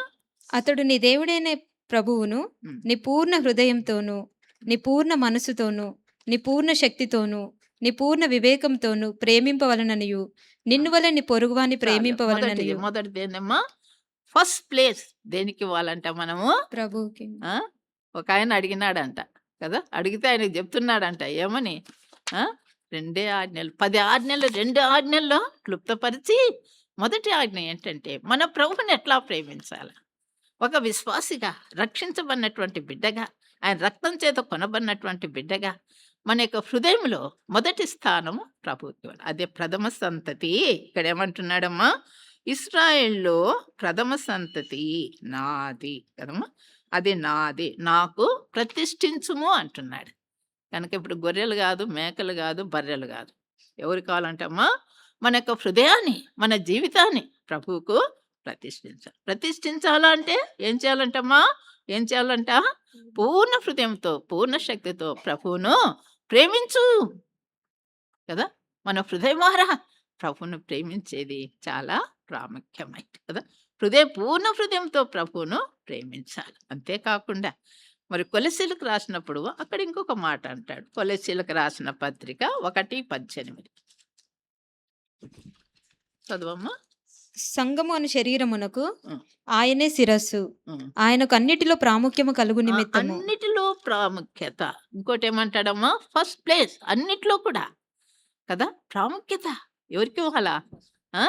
ప్రభువుకే కదా. మన తలంపులకు కాదు, మన కోరికలకు కాదు, మన ఆశలకు కాదు. ప్రభువా, నేను నీ బిడ్డను ప్రభువా, నీ రక్తంతో నన్ను కొన్నావు ప్రభువా. ఈ యొక్క పరలోక రాజ్యం వైపుగా ప్రయాణం చేస్తున్న నా జీవితంలో, నా హృదయంలో నువ్వు కోరింది మొదటి స్థానం కనుక అన్నిటిలో కూడా నేను నీకు ఏమి ఇవ్వాలమ్మా? ప్రాముఖ్యత ఇవ్వాలి కదా. కనుక ప్రభు యొక్క మన సమయం వస్తుంది కదమ్మా. ఉదయకాలం ఉంది. ఉదయకాలంలోనే ఏం చేయాలంటమ్మా? ఏం చేయాలా? దినములో మొదటి భాగము ఎవరికి ఇవ్వాలా? దేవునికి ఇవ్వాలి. వేస్తానే ఏం చేస్తాము? ప్రార్థన చేసుకునే వాళ్ళున్నారు. ప్రభుని కదా! లేక మన పనుల భారం ఉంటది గదా! ఆ క్వైట్ టైమ్ తీసుకోకముందే ఏం చేస్తామమ్మా? పనుల మీద పోతాం. అది తప్పు కాదు. తప్పే. విశ్వాసిగా అది ఒక తప్పే కదా! పనులు చేసుకోవద్దంటే తెల్లవారుతో కొంచెం నిద్రపోతే ఈరోజు పని కాలంటారు. నిజమే కదా! పనులు కావు కదా! కానీ ఒక విశ్వాసిగా మనం చేయవలసినటువంటి పని ఏమని చెప్పాడమ్మా? లేచిన వెంటనే ఇక గుణవంతురాలని ఒక స్త్రీ ఉంది. మాదిరికరమైనటువంటి స్త్రీ. ఆమె ఏం చేసిందంట చీకటితోనే లేచి తన కొరకు, తన ఇంటి వారి కొరకు ఏం సిద్ధం చేసిందంటమ్మా? ఆ! ఏం చేసింది? ఆహారం సిద్ధం చేసిందంట. అంటే అన్నము, సాంబారు, రొట్టెలు, పప్పు మా వాళ్ళు అదే గదా! 4 గంటలకి, 5 గంటలకు పోయి చేస్తా అంటారు గదా! అది గాదు. ఏం చేసిందంటమ్మా? ఆత్మీయ ఆహారం. శరీరాల ఆహారానికంటే ముందు కదా! తన పనివారి కొరకు గూడా సిద్ధం చేసింది.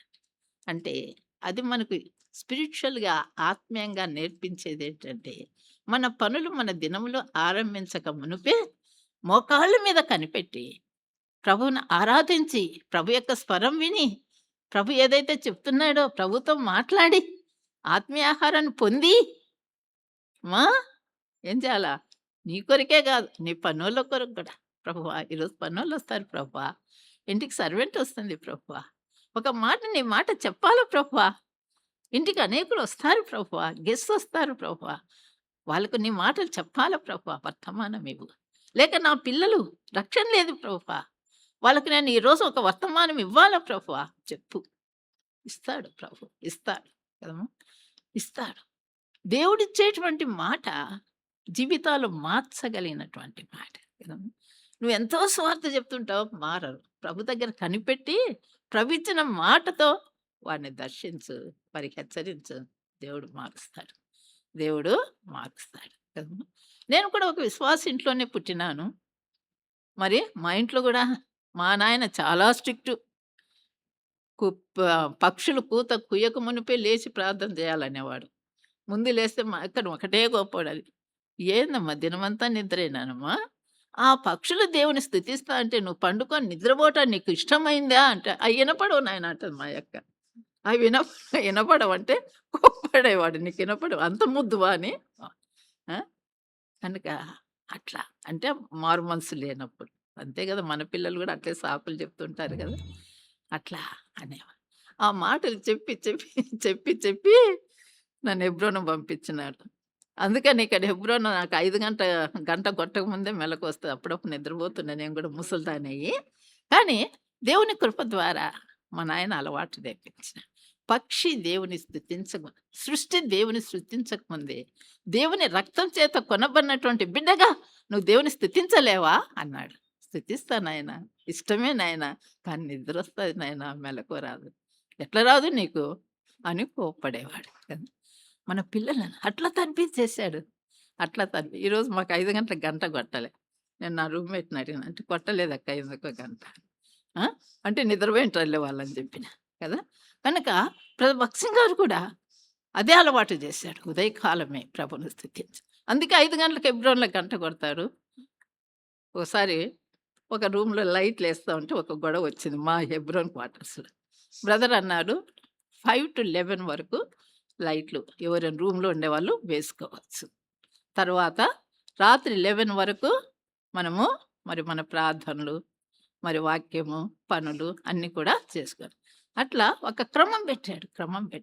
ఉదయకాలం 5 గంటల నుండి లైటు వేసుకొని ప్రభు యొక్క సన్నిధిలో మనం గడపటానికి మరి మా దగ్గర గుర్తుంటారు. అంతకుముందే దేవుడు మనతో కూడా ఇంకా అర్ధరాత్రే లేచి మా నాయన అనేవాడు. దేవుని భక్తులు 4 గంటలకే లేస్తారమ్మా. నువ్వేంది 5 గంటలకంటున్నావు, కోడి కూత అంటున్నావు, ఏందేందో చెప్తావే అని అనేవాడు. కదా! కనుక ఎంత ఎర్లీగా ప్రభు సన్నిధిలో మనం కనిపెడితే నేను చూచినాను దాని యొక్క ఫలితం. దేవుడు మనకేదో ఒక జ్ఞాపకం చేస్తాడు. దేవుని వాక్యాన్ని జ్ఞాపకం చేస్తాడు. దేవుని యొక్క సన్నిధి చూపిస్తాడు.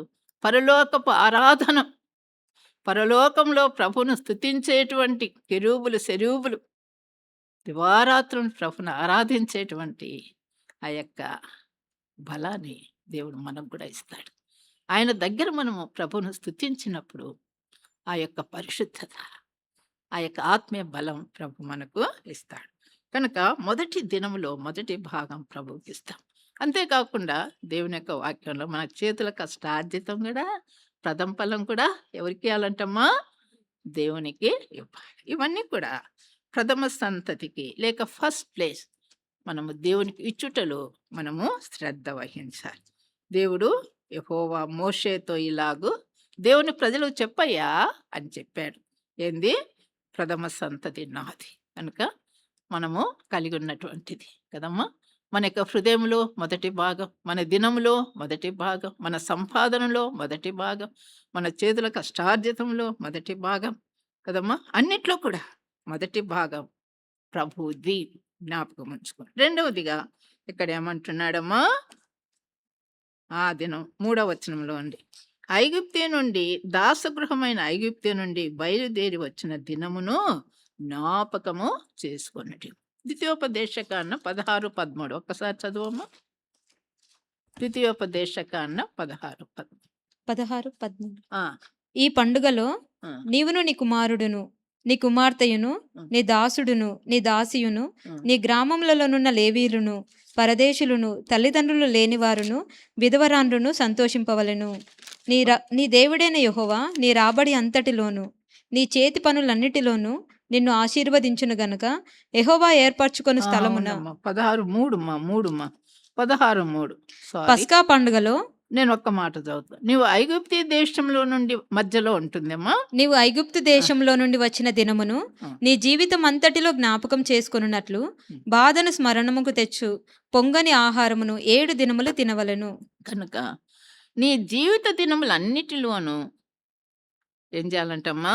జ్ఞాపకం ఐగుప్తు దేశంలో నుండి వచ్చిన దినమును నీ జీవిత దినములన్నిటిలోనూ, ఐగుప్తు దేశం నుండి బయలుదేరి వచ్చిన దినమును నీ జీవిత దినములన్నిటిలోనూ జ్ఞాపకము చేసుకో. కనుక అది మన జ్ఞాపకం. అందుకని దేవుడు నన్ను జ్ఞాపకం చేసుకునేటక్కై అని ప్రతి ఆదివారం మనకు హెచ్చరికే. అవునా కాదా? ఎప్పుడు ఇస్తారమ్మా హెచ్చరిక? నన్ను జ్ఞాపకం చేసుకో చేసుకో చేసుకో కదా. 1 కొరింథీ 11:24 కదా. ఏమనుంది? 11వ అధ్యాయం చదివి కంఠం తెచ్చింటది అనుకుంటాం మా పిల్లలకు, అందరికీ, విశ్వాసులకు కదా. కనుక నన్ను జ్ఞాపకం చేసుకునేటకై దీనినే చెయ్యి. బల్ల దగ్గర ప్రతి ఆదివారం మనకు హెచ్చరిక. ఇది ప్రతిరోజు కూడా మనకి హెచ్చరికే. అది ఆదివారంగా సమాజంగా ఉన్నప్పుడే హెచ్చరిక. ఇదైతే ప్రతిరోజు కూడా మనకు హెచ్చరికే. కనుక మనము ఆ దినాన్ని మర్చిపోకూడదు. ఏ దినానమ్మా?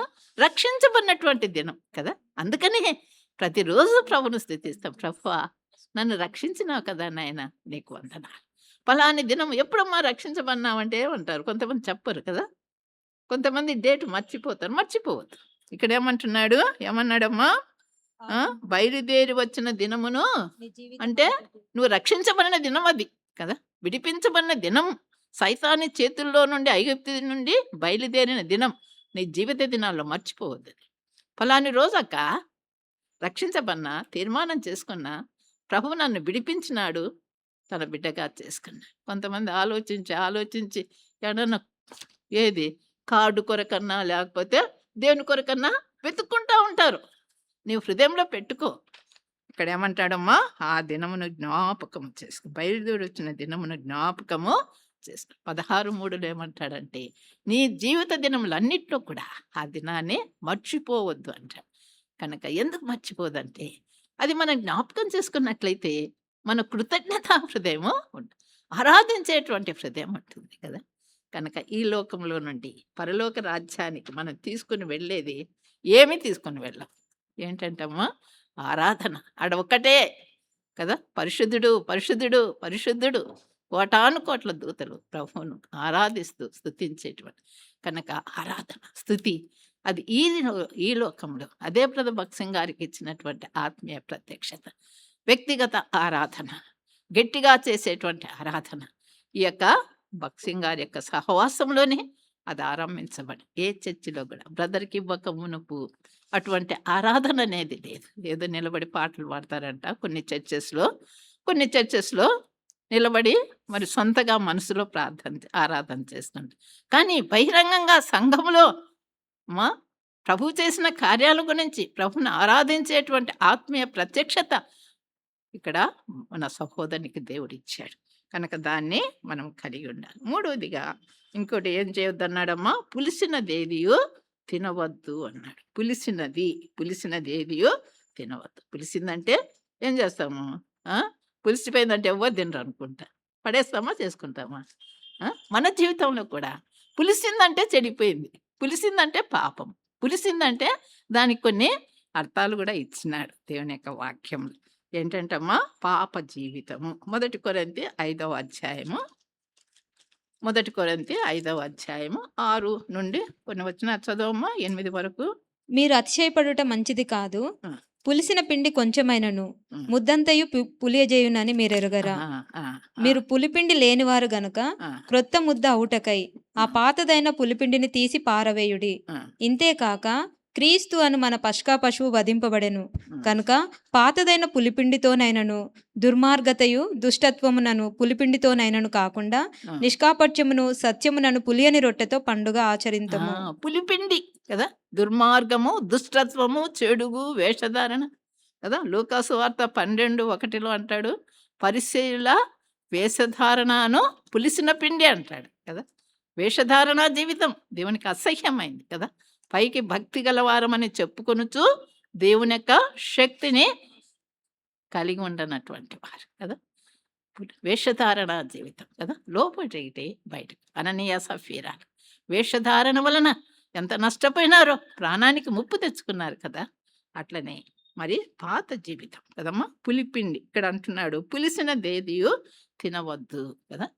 కనుక మన క్రైస్తవ జీవితంలో మనము ప్రభు కొరకు జీవించేటప్పుడు, ఆయన రాజ్యం కొరకు ఎదురు చూస్తూ జీవించేటప్పుడు మనలో పాప సంబంధమైనది ఏది కూడా ఉండదు. మొదటి స్థానం ఆయనకి ఇవ్వాలా, రెండవదిగా దినాన్ని జ్ఞాపకం చేసుకోవాలా, మూడవదిగా పులిసిన పిండి మనలో పరిశుద్ధమైనటువంటి జీవితాన్ని మనం కలిగి జీవించాలి. ఏదైనా ఇటువంటిది పులిసిన పిండి ఉన్నట్లయితే దాన్ని తీసి పారవేయడి అంటాడు. అంటే అందుకే మనం ప్రభు దగ్గరికి వచ్చాం, మనకి హెచ్చరికలు ఇస్తారు, పరీక్షించుకుంటాం, క్షమాపణ అడుగుతాయి. ఎవరితోనా సమాధానంగా ఉన్నామా? ఎవరితోనా కొట్లాడామా? ఎవరితోనా మాట్లాడడం లేదా? ఎవరి విషయమైన విరోధభావం కలిగి ఉన్నామా కదా? లేక ప్రభుకి అయిష్టమైన కార్యాలు చేస్తున్నామా? వేషధారణ జీవితం మనలో ఉందా? పాత బతుకు మనలో ఉందా? విడిచిపెట్టనటువంటి పాపం ఇంకా చేస్తూనే ఉన్నామా? ఏ పాపానికి బానిసత్వంలో మనం ఉన్నాం? ఇవన్నీ కూడా పరీక్షించుకొని, ప్రభువా ఈ పులిసిన పిండి నాలో ఉంది ప్రభువా, నేను దీన్ని తీసేస్తా ప్రభువా, నేను నీ కొరకు పరిశుద్ధంగా జీవిస్తా. కనుక పులిసిన పిండి ఏది? కనుక క్రైస్తవ జీవితంలో ప్రభు యొక్క రాజ్యం కొరకు సిద్ధపడుతూ జీవించుచున్నటువంటి జీవితంలో పరిశుద్ధత అనేది చాలా ప్రాముఖ్యమైనది కదమ్మా. కనుక ఇక్కడ ఒక మాట చూద్దామా, 1 తెస్సలోనికైలు 4వ అధ్యాయం 5వ వచనం. 1 తెస్సలోనికైలు 4:5. మీలో ప్రతివాడును ఆ, దేవుని ఎరుగని అన్యజనుల వలె కామాభిలాషయందు కాక పరిశుద్ధత యందును ఘనత యందును తన ఘటమును ఎట్లు కాపాడుకొనవలను అది ఎరిగి ఉండుటయే దేవుని చిత్తము. కదమ్మా, మన ఘటాలను ఎట్లా కాపాడుకోవాలంటమ్మా? పరిశుద్ధత యందు కాపాడుకోవాలి. కనుక ఘటం అంటే మన జీవితం పరిశుద్ధురాలి, ఆ బిడ్డ పరిశుద్ధ, తన ప్రవర్తన కదా ప్రభు చూచి నా బిడ్డ పరిశుద్ధురాలి కదమ్మా. కనుక ఆ పరిశుద్ధత మనలో నుండి తీసివేసి కదా. కనుక తిమోతిలో అంటాడు కదా, ఘనమైనటువంటి పాత్రగా ఉండాలంటే మనము దేవుని ఇంట్లో ఘనహీనమైనటువంటి ఆ పాత్రలు, ఆ యొక్క అనుభవాలన్నిటి నుండి మనము తొలగించుకోవాలి, ప్రత్యేకపరచుకోవాలి, కడుక్కోవాలి, శుద్ధీకరించుకోవాలి. ఆ విధంగా ఇక్కడ అంటాడు, పులిసిన దేవియు తినవద్దు. కనుక పరిశుద్ధులంగా దేవుడు పిలిచాడు కనుక పరిశుద్ధమైనటువంటి జీవితము, పరిశుద్ధులుగా ఉండుటకే పిలిస్తుంది కానీ అపవిత్రులుగా ఉండటకు నేను పిలువబడలేదంటారు. కనుక మనము ప్రభు బిడ్డలంగా పరిశుద్ధమైన జీవితం కలిగి మనం ఇంకొక తలంపు చూసుకుందామా? చదివినాం కదా, చదువమ్మా 18వ వచనము. అయితే దేవుడు ప్రజలను చుట్టూ దారియగు ఎర్ర సముద్రపు అరణ్య మార్గమున నడిపించెను. ఇశ్రాయేలీయులు యుద్ధ సన్నద్ధులై ఐగుప్తులో నుండి వచ్చిరి. బయలుదేరిన విధానం ఎట్లా ఉందంటమ్మా? ఎట్లా బయలుదేరినారంటమ్మా? యుద్ధ సన్నద్ధులై. ఆ! ఎట్లా బయలుదేరినారమ్మా? యుద్ధ సన్నద్ధులై, యుద్ధ వీరులుగా బయలుదేరినారు కదా! ఇప్పుడు మనం గూడా బయలుదేరినాం. ఎక్కడికి? ప్రభు రాజ్యానికి కదా! పరలోక రాజ్యం మార్గంలో ఉన్నాం మనం. పోతా ఉన్నాం. క్రైస్తవ జీవితం నడుస్తా ఉన్నాం. ఎవరున్నారు మనకు? యుద్ధ సన్నద్ధులు ఎందుకైనారమ్మా? ఆ! ఎందుకైనారు యుద్ధ సన్నద్ధులు? ఉన్నాడు ఎదురుగా వాడు. ఎవడు? పనికిమాలినోడు. అపవాది సైతానుగాడు. కదమ్మా! వాడు తెచ్చేటువంటి శోధనలు, ఆకర్షణ, మన దారి తొలగించేటువంటి వాడు. అయితే యుద్ధ సన్నద్ధులై కదా! కనుక యుద్ధ సన్నద్ధులకు ఎఫెసీయులకు రాసిన పత్రికలో ఒక కవచం ఇచ్చినాడంట. ఏందది? 6వ అధ్యాయంలో ఏమనుందమ్మా? 6వ అధ్యాయంలో ఎఫెసీయులకు రాసిన పత్రిక 6వ అధ్యాయంలో సర్వాంగ కవచం అంట. సర్వాంగ కవచం కదా! ఆ సైతాన్‌తో పోరాటానికి, మనం ఓడిపోకుండా జయం పొందటానికి ఏమిచ్చినాడమ్మా? సర్వాంగ కవచం. చదువుకోండి అక్కడ ఏమేమున్నాయో. అవన్నీ కూడా ఒక విశ్వాసికి ఉండవలసినటువంటి ఆత్మీయ లక్షణములు కదా! సత్యం అనేటువంటిది, సువార్తను జోడు కదా! సత్యం అనేటువంటి డాలు, ఇవన్నీ కూడా పట్టుకొని మరి ప్రభు కొరకు మనము సర్వాంగ కవచం ధరించుకొని, మనల్ని ఎదిరించేటువంటి సైతాను యొక్క పోరాటంలో విజయాన్ని పొందాలి. కనుక ఇక్కడ ఇశ్రాయేలు ప్రజలు యుద్ధ సన్నద్ధులై ఐగుప్తులో నుండి ఎందుకంటే మనకెదురుగా వస్తాడు కదా! సైతాను రకరకాలుగా వాడిని ఎదుర్కొంటూ ఆ కనాను చేరేంత వరకు కదా! హృదయంలో పోరాటాలే, వారి మధ్యలో పోరాటాలే, మరి శత్రుల ద్వారా పోరాటాలే.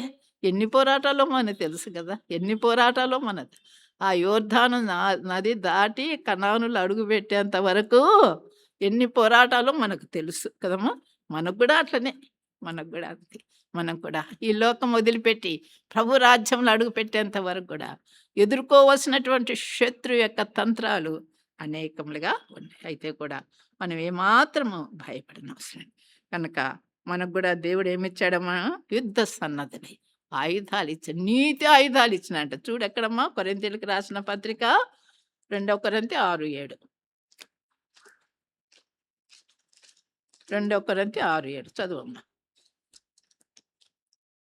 సత్యవాక్యం చెప్పుట వలనను ఉమ్, దేవుని బలము వలనను ఉమ్. కుడి ఎడమల నీతి ఆయుధములు చాలే. కలిగి. కుడి ఎడమల ఏ ఆయుధాలంటమ్మా?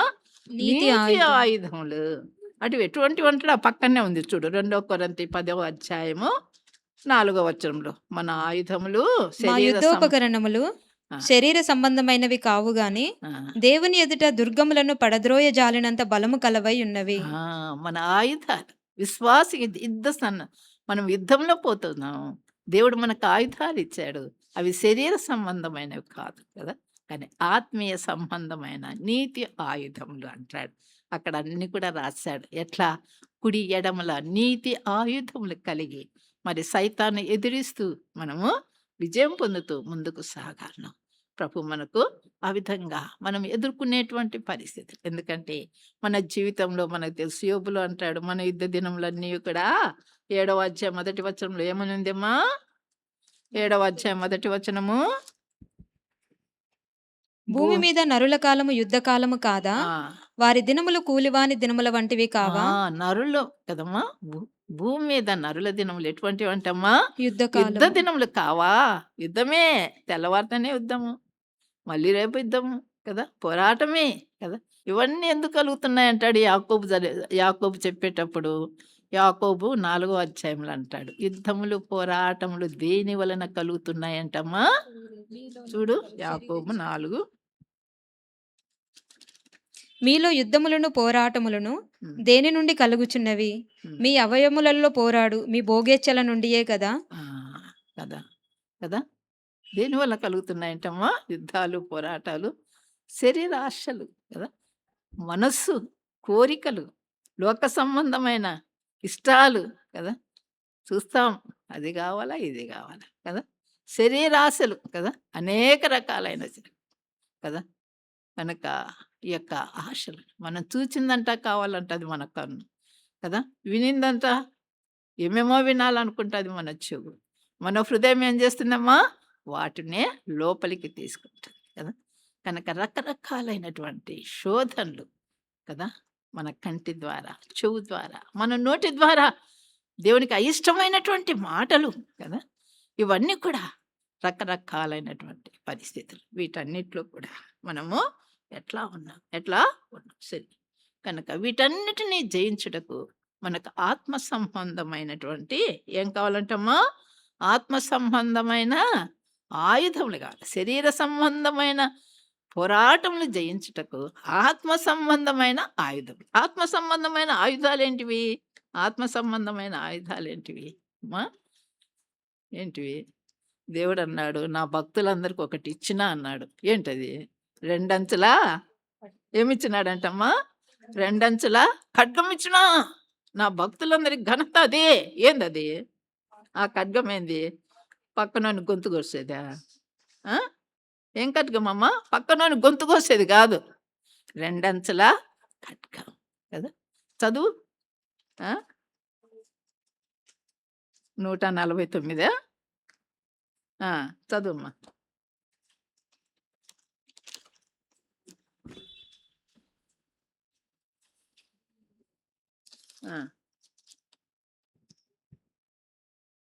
చదవాలా?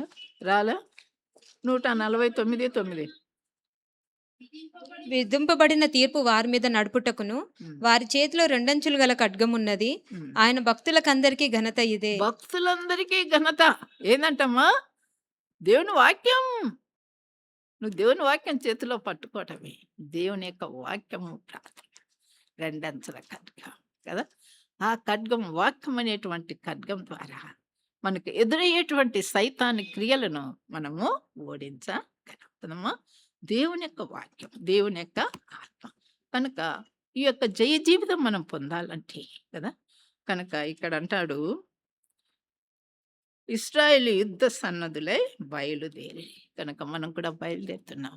మనం ఎదిరించేటువంటి సైతాన్ ఎంతో గొప్పగా ఉంటుంది, కానీ దేవుని యొక్క వాక్య ఖడ్గం ద్వారా దాని క్రియలన్నిటినీ మనము లయపరచగలం. కనుక జయ జీవితం మనం జీవించాలంటే ఇక్కడ నిర్గమాకాండం 13వ అధ్యాయము 21వ వచనంలో ఒక చక్కటి విధానం, వాళ్ళని నడిపించిన విధానాన్ని ఇక్కడ చూడగలం.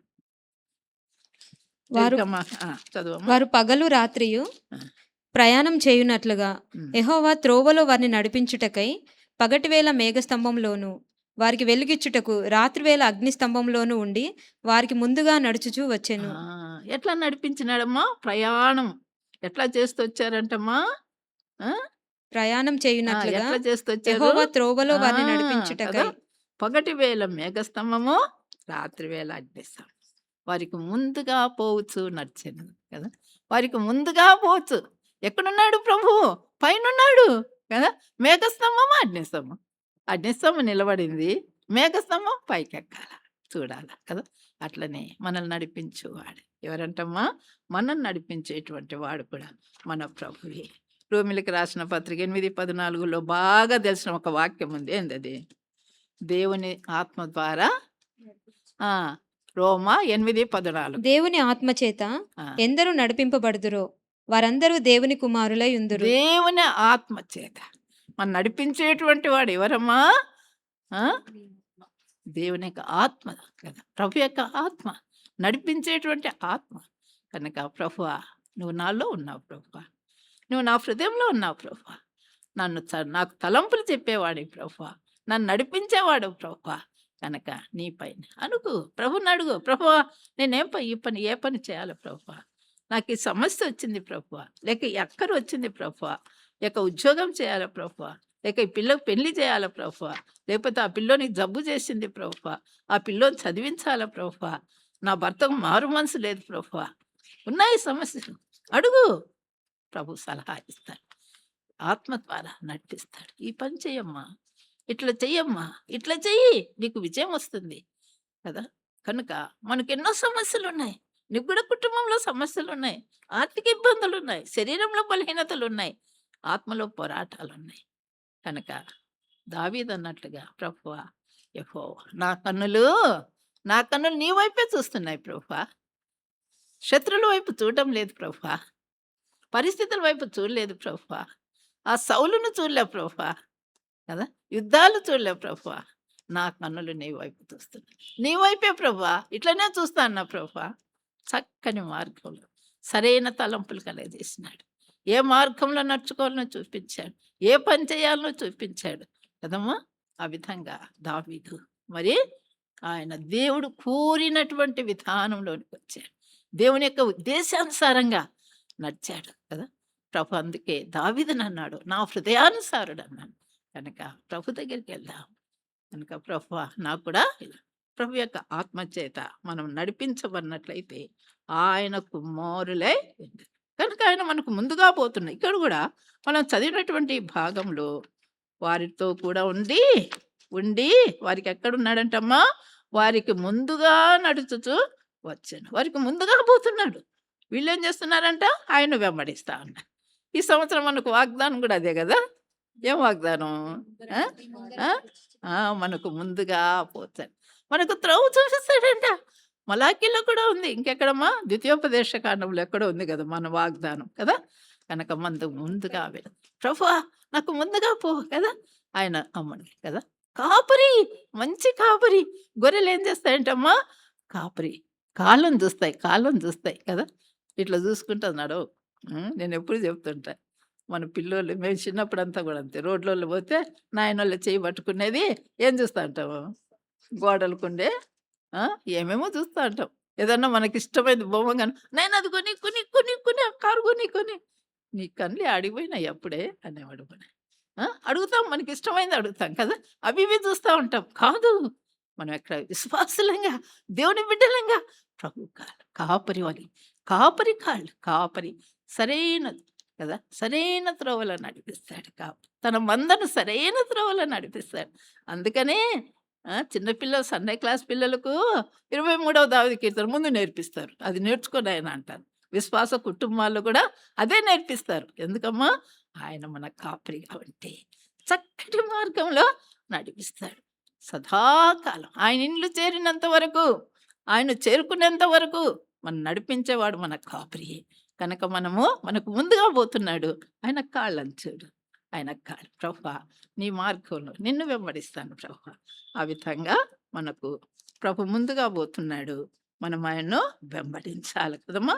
కనుక ఆయన నడుపుదల కింద మనము ఉండాలి. కనుక వీళ్ళు కూడా మరి మేఘస్తంభం చూస్తున్నారు, అగ్నిస్తంభం చూస్తున్నారు, నడుస్తున్నాడు కదమ్మా. ఆ విధంగా మనం కూడా ప్రభు వైపు చూస్తూ నడిచినట్లయితే సరైన మార్గంలో మనం చేరుకుంటాం. కనుక అట్టనే ప్రభువా, నన్ను కూడా సరైన మార్గంలో కదా. ఆఖరి దినాల్లో బక్సింగ్ అన్న కాదు, ఫిలిప్ అన్న చెప్పిన ఆ వాగ్దానం ఎప్పుడు మర్చిపోవద్దు కదా. హెబ్రీయులకు రాసిన పత్రిక 12వ అధ్యాయము 2వ వచనమమ్మా, 2వ వచనం. యేసు వైపు చూచుతూ పందెపు రంగంలో పరిగెత్తు కదా. మర్చిపోవద్దు. నేను ఎప్పుడు మర్చిపోను కదా, ఎప్పుడు మర్చిపోదు. కనుక ఫిలిప్ అన్న ఆఖరి దినాల్లో చెప్పినటువంటి వర్తమానం ఇదే స్టేజ్ మీద చెప్పినాడు. 3 వారాల వరకు అదే వర్తమానం చెప్తూ వచ్చాను కదా. ఇప్పటికే మర్చిపోయినారు, మీరు కూడా విని ఉంటారు కానీ మర్చిపోయి ఉంటారు. కనుక యేసు వైపు చూస్తూ పందెపు రంగంలో మనము పరిగెత్తాలి. సులువుగా చిక్కులు పెట్టు ప్రతి పాపం నుండి విడిపించవు. అనేక పాపాలు సులువుగా చిక్కులు పెట్టేటి వస్తాయి. వాటి ద్వారా మనం వెనక చూపు చూడద్దు. కనుక నాగటి మీద చెయ్యి పెట్టి వెనక తట్టు చూచువాడు పాత్రుడు కాడు కదమ్మా. కనుక వెలిగించమన్నటువంటి మన నేత్రాలతో మనం ప్రభు వైపే చూడాలి. ఒక గుడ్డివాడిని ఎక్కడ తీసుకొచ్చారంటమ్మా, యేసు ప్రభు దగ్గర తీసుకొచ్చాడు కదా. ప్రభు అడిగినాడు, ఏం చేయాలి నాయన నీకు అంటే ఏమన్నాడు, నాకు దృష్టి కలగచేయాలి. ఏం చేయాలని అని అన్నాడు. నీకేం చేయాలని కోరుతున్నావు అంటే ఆ గుడ్డివాడు ఏం చెప్పినాడమ్మా, నాకు దృష్టి కలగచేయి అన్నాడు. మార్కు సువార్త 10వ అధ్యాయంలో చూస్తాం కదా. దృష్టి కలగచేశాడు. నువ్వు కోరినట్లే నీకు కలుగునుగాక. దృష్టి పొందినాడు. దృష్టి పొందితాను. ఇంకా మనకు వస్తే ఏం చేసి ఉండేవాళ్ళం, మనమైతే సంతోషంగా ఇంటికి పోయి ఉండేవాళ్ళం కదా. సంతోషంగా ఇంటికి పోయి మన వాళ్ళతో సంతోషపడ, అది తప్పేం కాదు కదా. కానీ ఈ గుడ్డివాడు దృష్టి పొందిన తర్వాత ఎంత చక్కటి తీర్మానం చేసుకున్నాడు కదా. ఏం తీర్మానం చేసుకున్నాడు చదువమ్మా, 52వ వచనం అనుకుంటా కదా. మార్కు సువార్త 10:52. ఆ! యేసు, నేను నీకేమి చేయగోరుచున్నావని వానిని అడగగా, హ్మ్. ఆ గ్రుడ్డివాడు, హ్మ్. బోధకుడా, నాకు దృష్టి కలగజేయుమని ఆయనతో అనెను. ఆహా! అందుకు యేసు, హ్మ్. నీవు వెళ్ళుము, నీ విశ్వాసం నిన్ను స్వస్థపరచునని చెప్పెను. ఆహా! వెంటనే వాడు త్రోవను ఆయన వెంట చూపు పొంది వెళ్ళెను. ఆ! వెంటనే నీ విశ్వాసం నిన్ను స్వస్థపరిచింది. చూపొందినాడు గదా! వెనక తట్టు చూడలే.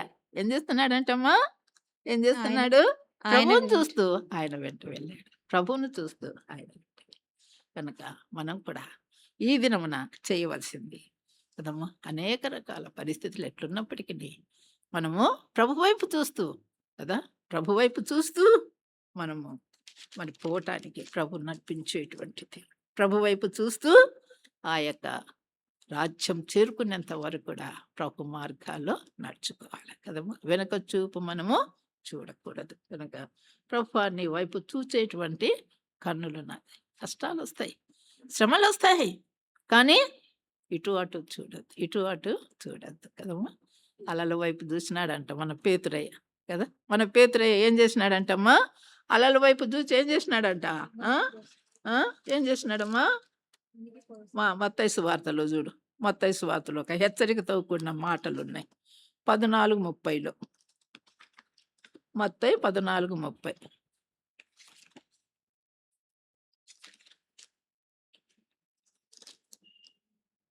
దొరికిందా? గాలిని చూచి భయపడి మునిగిపోసాగి, హ్మ్. ప్రభువా నన్ను రక్షించుమని కేకలు ఆ! వేసెను.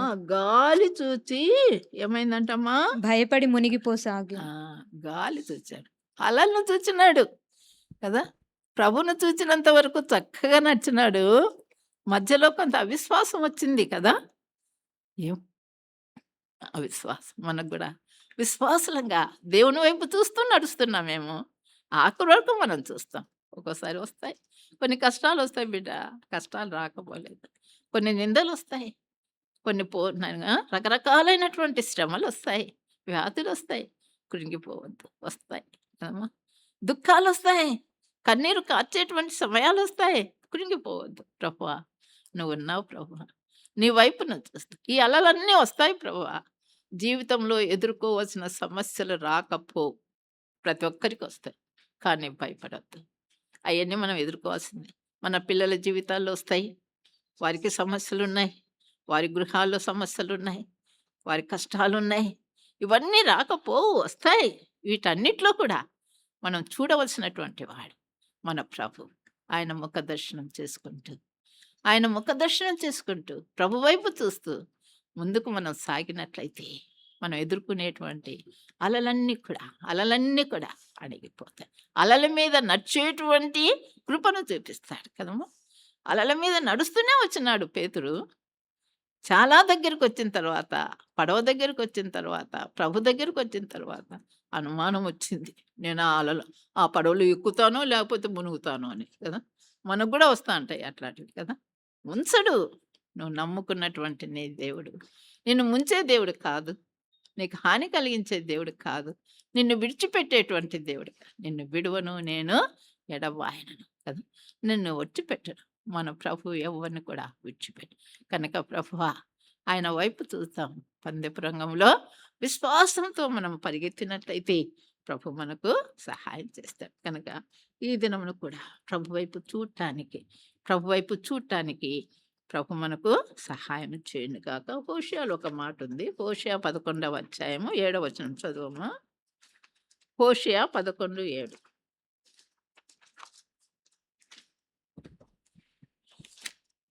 నన్ను విసర్జింపవలనని నా జనులు తీర్మానం చేసుకొని ఉన్నారు. హ్మ్. మహోన్నతుని చట్టు చూడవలనని ప్రవక్తలు పిలిచినను చూచుటకు ఎవడును ప్రయత్నము చేయడు. ఆ! కదా!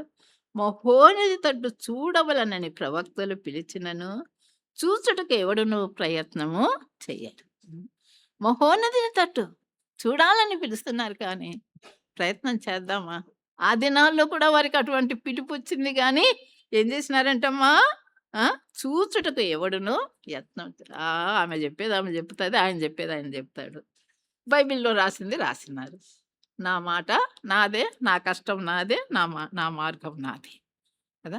మన సొంత మార్గాల్లో అట్లే పోతున్నామా? నష్టపోతాం కదా! ఇక్కడ కూడా అదే మాట అన్నమాట. మహోన్నతి తట్టు చూడవలని ప్రవక్తలు పిలిచినను చూచుటకు ఎవడును యత్నము చేయడు కదా. ప్రయత్నించి చూడు, ప్రభు సహాయం చేస్తాడు. నేను కూడా చేశాను. నా జీవితంలో కూడా 65 సంవత్సరాలు సేవా జీవితంలో ఎదుర్కొన్నటువంటి అనేక పరిస్థితులు ఉన్నప్పటికీ ప్రభు నాకు నేర్పించిన పాఠమే మీకు కూడా చెప్తాను కదా. నా ప్రభు వైపే నేను చూచాను. నా ప్రభు వైపే నేను చూచాను. ఆ మహోన్నతిని తట్టే నేను చూచాను. ఆ ప్రభు విశ్వాసం కర్త అయినటువంటి నా ప్రభు వైపే నేను చూచాను. నా నేత్రములు దావీదు ఎట్లయితే ప్రభు మీద పెట్టుకున్నాడో, నేను కూడా యొక్క 140 ఆఖరి వచనం చదివినా కదా, 141:8 ఉన్నటువంటి ఏమని చదివినామమ్మా?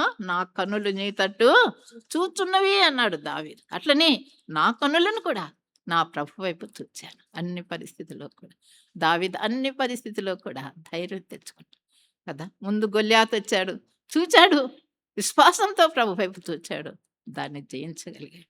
సౌలు జీవితకాలం అంతా తను వెంబడిస్తూ వచ్చాడు, ప్రభు వైపు చూచాడు, విజయాన్ని పొందాడు కదమ్మా. కుమారుడైనటువంటి అబ్షాలోము సహా తనకు విరోధి అయినాడు, మరి దేవుడు తనకు విజయం ఇచ్చాడు. తన జీవిత సమస్యలన్నిటికీ మరి ప్రభువు చాలినటువంటి దేవుడు కనుక సింహాసనాసుడైనటువంటి ఆ ప్రభును చూస్తూ వచ్చాడు. మనకు కూడా ఆ ప్రభు ఉన్నాడు కదా. ఆ ప్రభు నిన్న నేడు నిరంతరము ఏకరీతిగా ఉండేటువంటి ప్రభువే కదా. మార్పు లేనటువంటి దేవుడు కదా. జీవించుతున్నటువంటి దేవుడు కదా. విజయం ఇచ్చేటువంటి దేవుడు కదా. కనుక జయ జీవితం మనం జీవించాలంటే, జయ జీవితం మనం జీవించి ఆ పరలోక పట్టణం మనం చేరుకోవాలంటే, మన ప్రయాణంలో మన దృష్టి ఆయన మీద ఉంచుకొని ముందుకు సాగటానికి ప్రభు మనకు సహాయం చేయను గాక. కనుక ఆ విధంగా క్రైస్తవ జీవితంలో నేను కూడా అదే తీర్మానం చేసుకున్నాను. మీకు కూడా అదే నేను చెప్తున్నాను. నా దినాలు కూడా లెక్కించబడి ఉన్నవని నేను చెప్పగలను. ఎందుకంటే బైబిల్ వయసు అయిపోయింది 70 సంవత్సరాలు, అధిక బలం ఉంటే 80, దాన్ని మించినటువంటి 86 సంవత్సరాలు 87లో నేను ప్రవేశించనై ఉన్నాను. కనుక ప్రభువు ఇంతవరకు సహాయం చేశాడు. ప్రభు ఎప్పుడు పిలిచినా కూడా ప్రభు దగ్గర పోవటానికి నా హృదయాన్ని సిద్ధపరచుకుంటూ నా దృష్టిని ఆయన పైన ఉంచి, ప్రభువా నా కనుదృష్టి నీ వైపే మళ్ళించుకొని ఉన్న లోకంలో ఎన్నో జరుగుతున్నాయి, వాటన్నిటి కొరకు నేను ప్రార్థించవలసినటువంటి దాన్ని. కనుక వాటి ద్వారా కృంగిపోకుండా, వెనక చూపు లేకుండా, లేక అధైర్యపడకుండా దైవ శక్తితో జయ జీవితం జీవిస్తూ ముందుకు సాగటానికి సహాయం చేయని నా జీవితాన్ని కూడా ఆయన బలిపీఠం మీద నేను పెట్టుకున్నాను. కనుక మనందరితో కూడా ప్రభు చెప్పేది అది. కనుక మన క్రైస్తవ ప్రయాణ పద్ధతిలో మన యొక్క జీవితంలో మొదటి స్థానం ఆయనకి ఇవ్వాలా. మనం చదువుకున్నాం కదమ్మా, నిర్గమాకాండం 13వ అధ్యాయంలో ఫస్ట్ ప్లేస్ ఆయనకి ఇవ్వాలి. రెండవదిగా రక్షించబడిన దినాన్ని మనం జ్ఞాపకం చేసుకొని బలలో భాగం తీసుకోవాలి. మూడవదిగా పులిసినది అంటే లోక సంబంధమైన చెడుగు పాపం మనలోనికి ప్రవేశించకుండా పరిశుద్ధతను కాపాడుకుంటూ జీవించాల. పరిశుద్ధత కలిగి పరిశుద్ధంగా మనము జీవించాల. నాలుగవదిగా మనము ఎట్లుండాలంటమ్మా, యుద్ధ సన్నద్ధులమై ప్రయాణం కొరకు సిద్ధపడాల. ఐదవదిగా మన దృష్టి ప్రభు వైపు ఉంచుకొని ముందుకు సాగటానికి ప్రభు మనకు సహాయం చేయను. మర్చిపోవద్దు, ఇది మన జీవిత విశ్వాసిగా జీవించవలసిన క్రైస్తవ జీవిత విధానం. ఆ విధంగా ప్రభు జీవించటానికి మనకు సహాయము చేయును గాక. ప్రార్థన చేసుకుంటాం.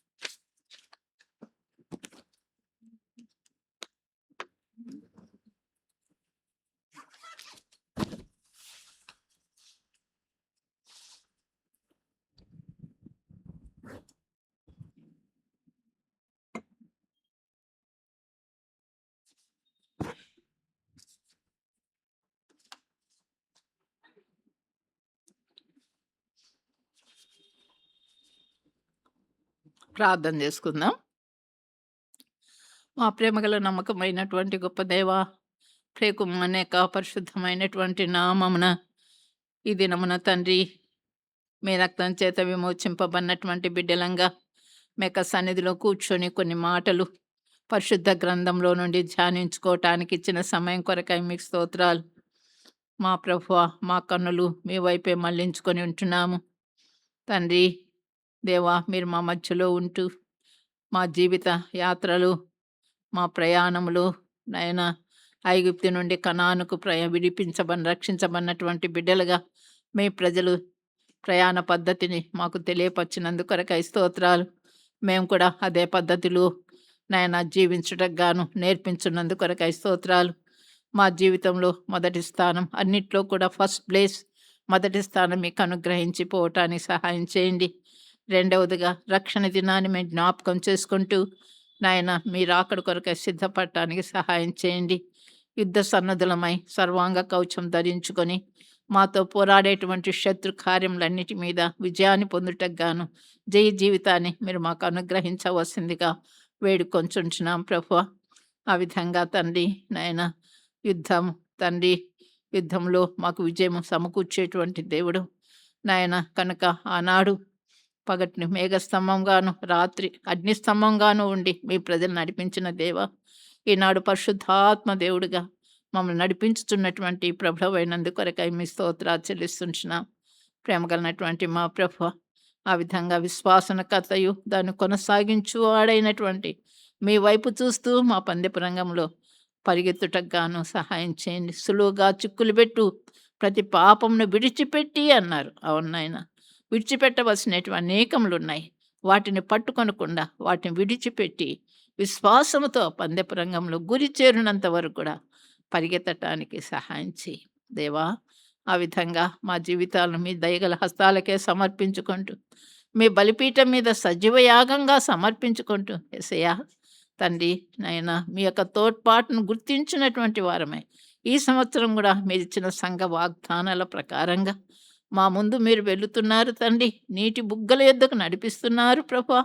కనుక నాయన తండ్రి పెండు కుమార్తె సంఘంలో నిలిచుండేటువంటి ఆ గొప్ప ధన్యత మీరు మాకు అనుగ్రహించినందుకు కొరకై స్తోత్రాలు. ప్రేమ గలటువంటి మా ప్రభువా, మాకు ఇచ్చిన సమయం కొరకై స్తోత్రాలు.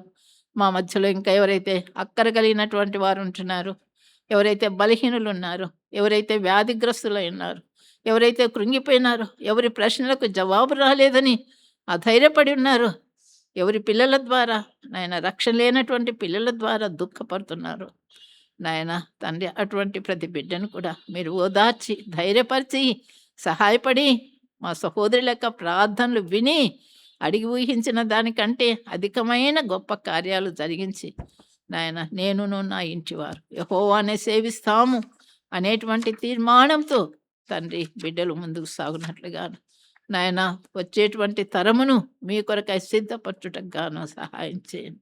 మీ పితరులకు ప్రతిగాన్ని కుమారులందరన్నారు. ఒక బలమైనటువంటి తరాన్ని సిద్ధపరచుటకు గాను మీరే సహాయపడవలసిందిగా వేడుకొంచుంటున్నాం యేసయ్యా. ఆ విధంగా రాగలిగిన ప్రతి బిడ్డ కొరకై మీ స్తోత్రాలు.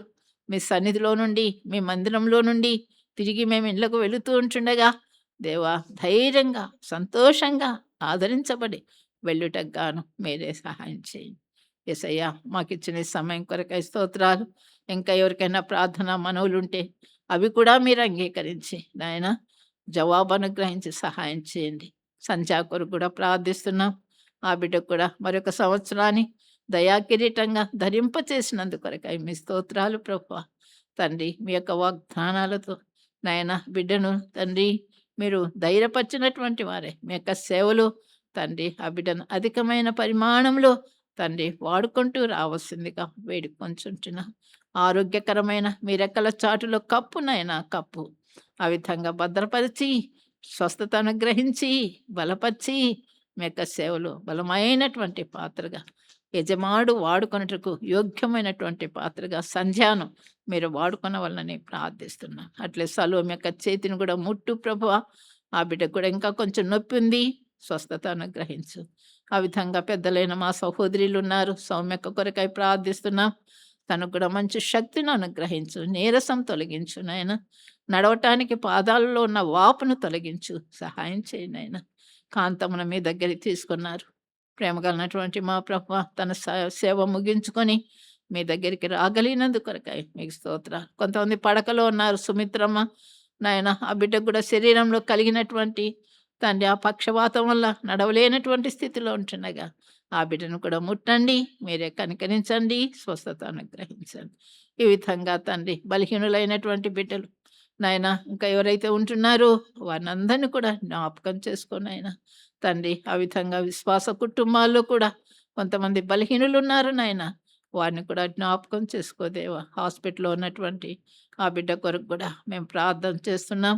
నాయనా తను కూడా ప్రవీణ్ భార్యను తండ్రి ఆ బిడ్డను కూడా మీరు ముట్టి ఆరోగ్యమును, క్షేమము మీరు అనుగ్రహించండి. ఏ జాన్ బ్రదర్ కొరకు కూడా ప్రార్థిస్తున్నాం.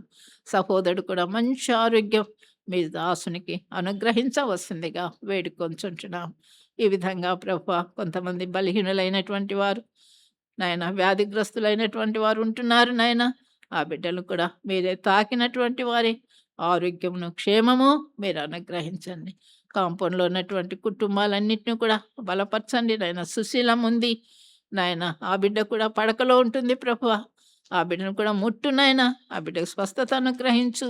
ప్రేమ కలిగినటువంటి మా ప్రభువా, లేచి మీ సేవ పక్షవాయువు కలిగినటువంటి వాడిని కుమారుడా నీ పరుపెత్తుకొని నడువు అంటే నడిచినాడే. ఆ పక్షవాయు కూడా ఆ బిడ్డ సుశీలమ్మ దేహంలో నుండి తొలగించి లేపి తండ్రి ఆ బిడ్డ నడవటానికి సహాయం చేయండి. అట్లే ప్రమిళ సంజీవుల కొరకై ప్రార్థిస్తున్నాం. వెల్లూరు హాస్పిటల్లో నిన్నటి దినం స్టంట్ వేశారు ప్రభువా. ఆ బిడ్డకి ఇచ్చిన స్వస్థత కొరకై, సక్సెస్ఫుల్ ఆపరేషన్ కొరకై స్తోత్రాలు నాయన. స్వస్థ చిత్తురాలై తిరిగి మా దగ్గరికి రాగలిగినట్లుగా మీరే సహాయం చేయండి ప్రభువా. ఆ కుటుంబం యొక్క అక్కరు కూడా మీరు తీర్చవలసిందిగా కూడా వేడుకొంచుంటున్నాం. ఈ విధంగా నాయన ఎవరైతే మా ప్రియులైన బిడ్డలు ఆయా పోరాటాల్లో, కష్టాల్లో, బలహీనతల్లో ఉంటున్నారో వారందరిని కూడా జ్ఞాపకం చేసుకొని ఆయన తండ్రి అనేక సంవత్సరాలను పడకలో ఉన్న స్టీవీ కొరకు ప్రార్థన చేస్తున్నాం.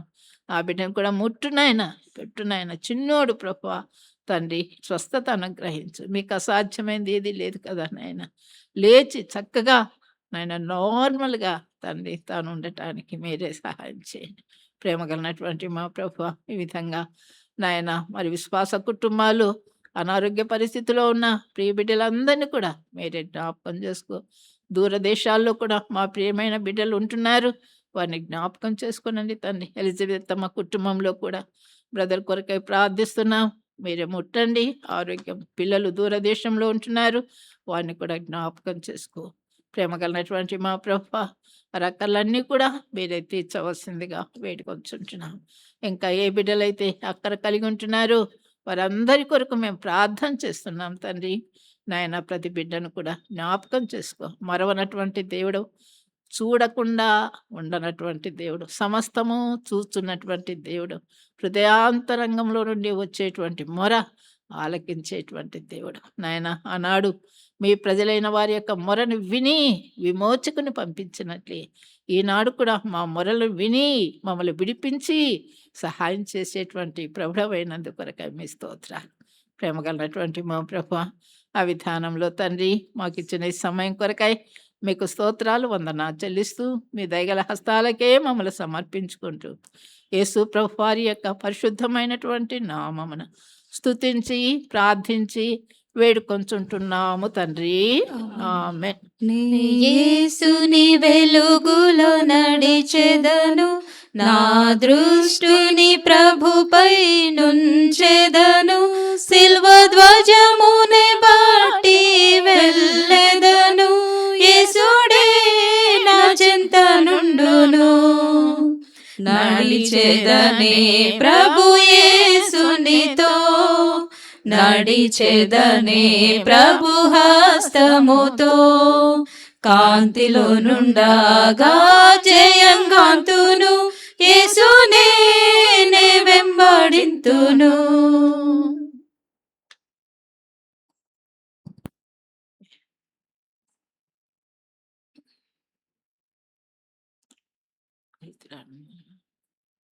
Praise the lord.